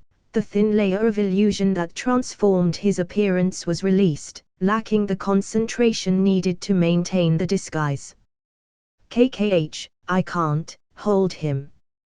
Your shadow possession won't have an effect. The Jounin finished as a stream of thick, potent chakra saturated his muscles and another wave of chakra blasted outwards, breaking the connection of the shadow possession jutsu. Now freed from the hold, Kakashi was able to handily dispatch one of the clones who had run in to snatch his bells. At that moment, however, Kakashi sensed another surge of chakra from the opposite direction. Kaiten, Grand Fireball. Another Naruto clone exhaled out a massive sphere of flames, rocketing towards Kakashi and the bunch of clones that had gathered around him. The Jounin was about to jump away to avoid the deadly fire technique when a panicked yell sounded out from behind him. Sajuktum! Are you crazy? I'm the original. One of the Naruto clones Kakashi had assumed to be just another Kichibunshin called out. A clone or the original? I can't tell. If I avoid the fireball I might be putting the real Naruto into danger. Better safe than sorry. Kakashi flashed through his own set of hand seals and slammed them on the ground, Doton, Earth-style wall. A wall of rock and dirt rose up in front of him, wide enough to sufficiently block the incoming fireball that threatened to burn Naruto into a crisp. The fireball splashed harmlessly against the rock wall and dissipated into embers. The Naruto clones, seeing that Kakashi was distracted, yelled out chants and ran towards the Jounin, seeing an opportunity that could be seized. Kakashi, however, was now furious. He didn't care if Naruto had consented. This team putting any of their members in danger just for a stupid test was grounds for an immediate failure in his eyes. The rage in his one eye brewing, the Jounin turned around and flashed forward. In an impressive display of speed and skill, he eliminated all of the clones in a single moment. Wait, they were all clones. Kakashi realized before once more, his movements froze.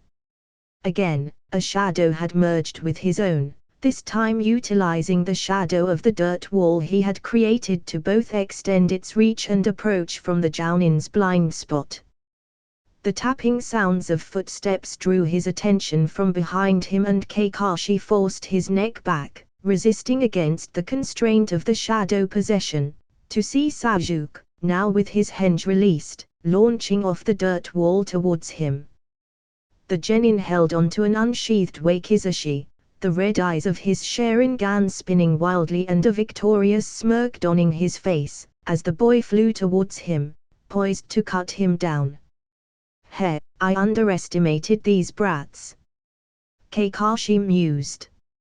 Flashback end. And that's about it. End report.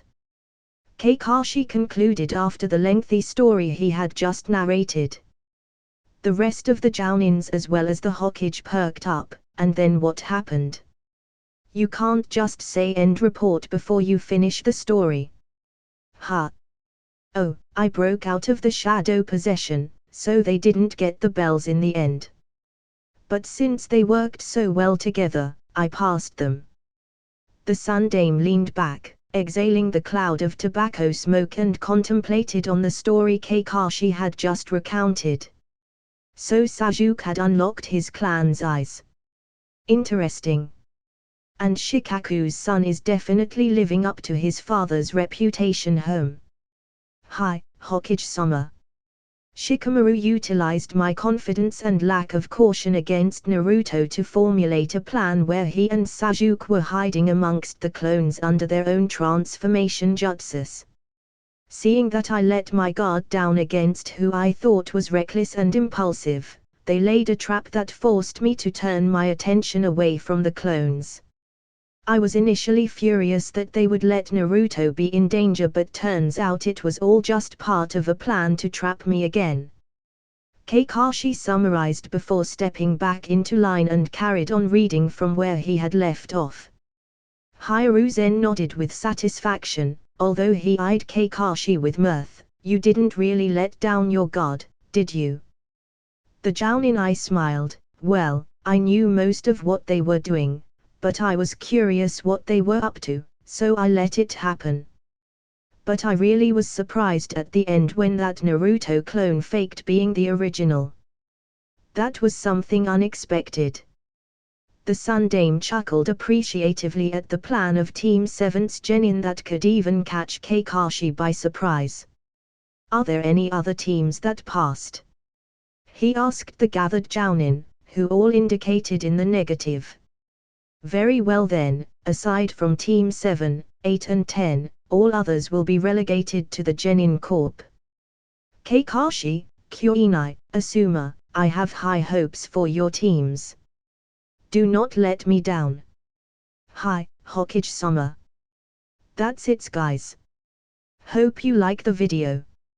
Like, share and subscribe the channel, and also make sure you tell me your recommendation in the comment section down below. Thanks for watching.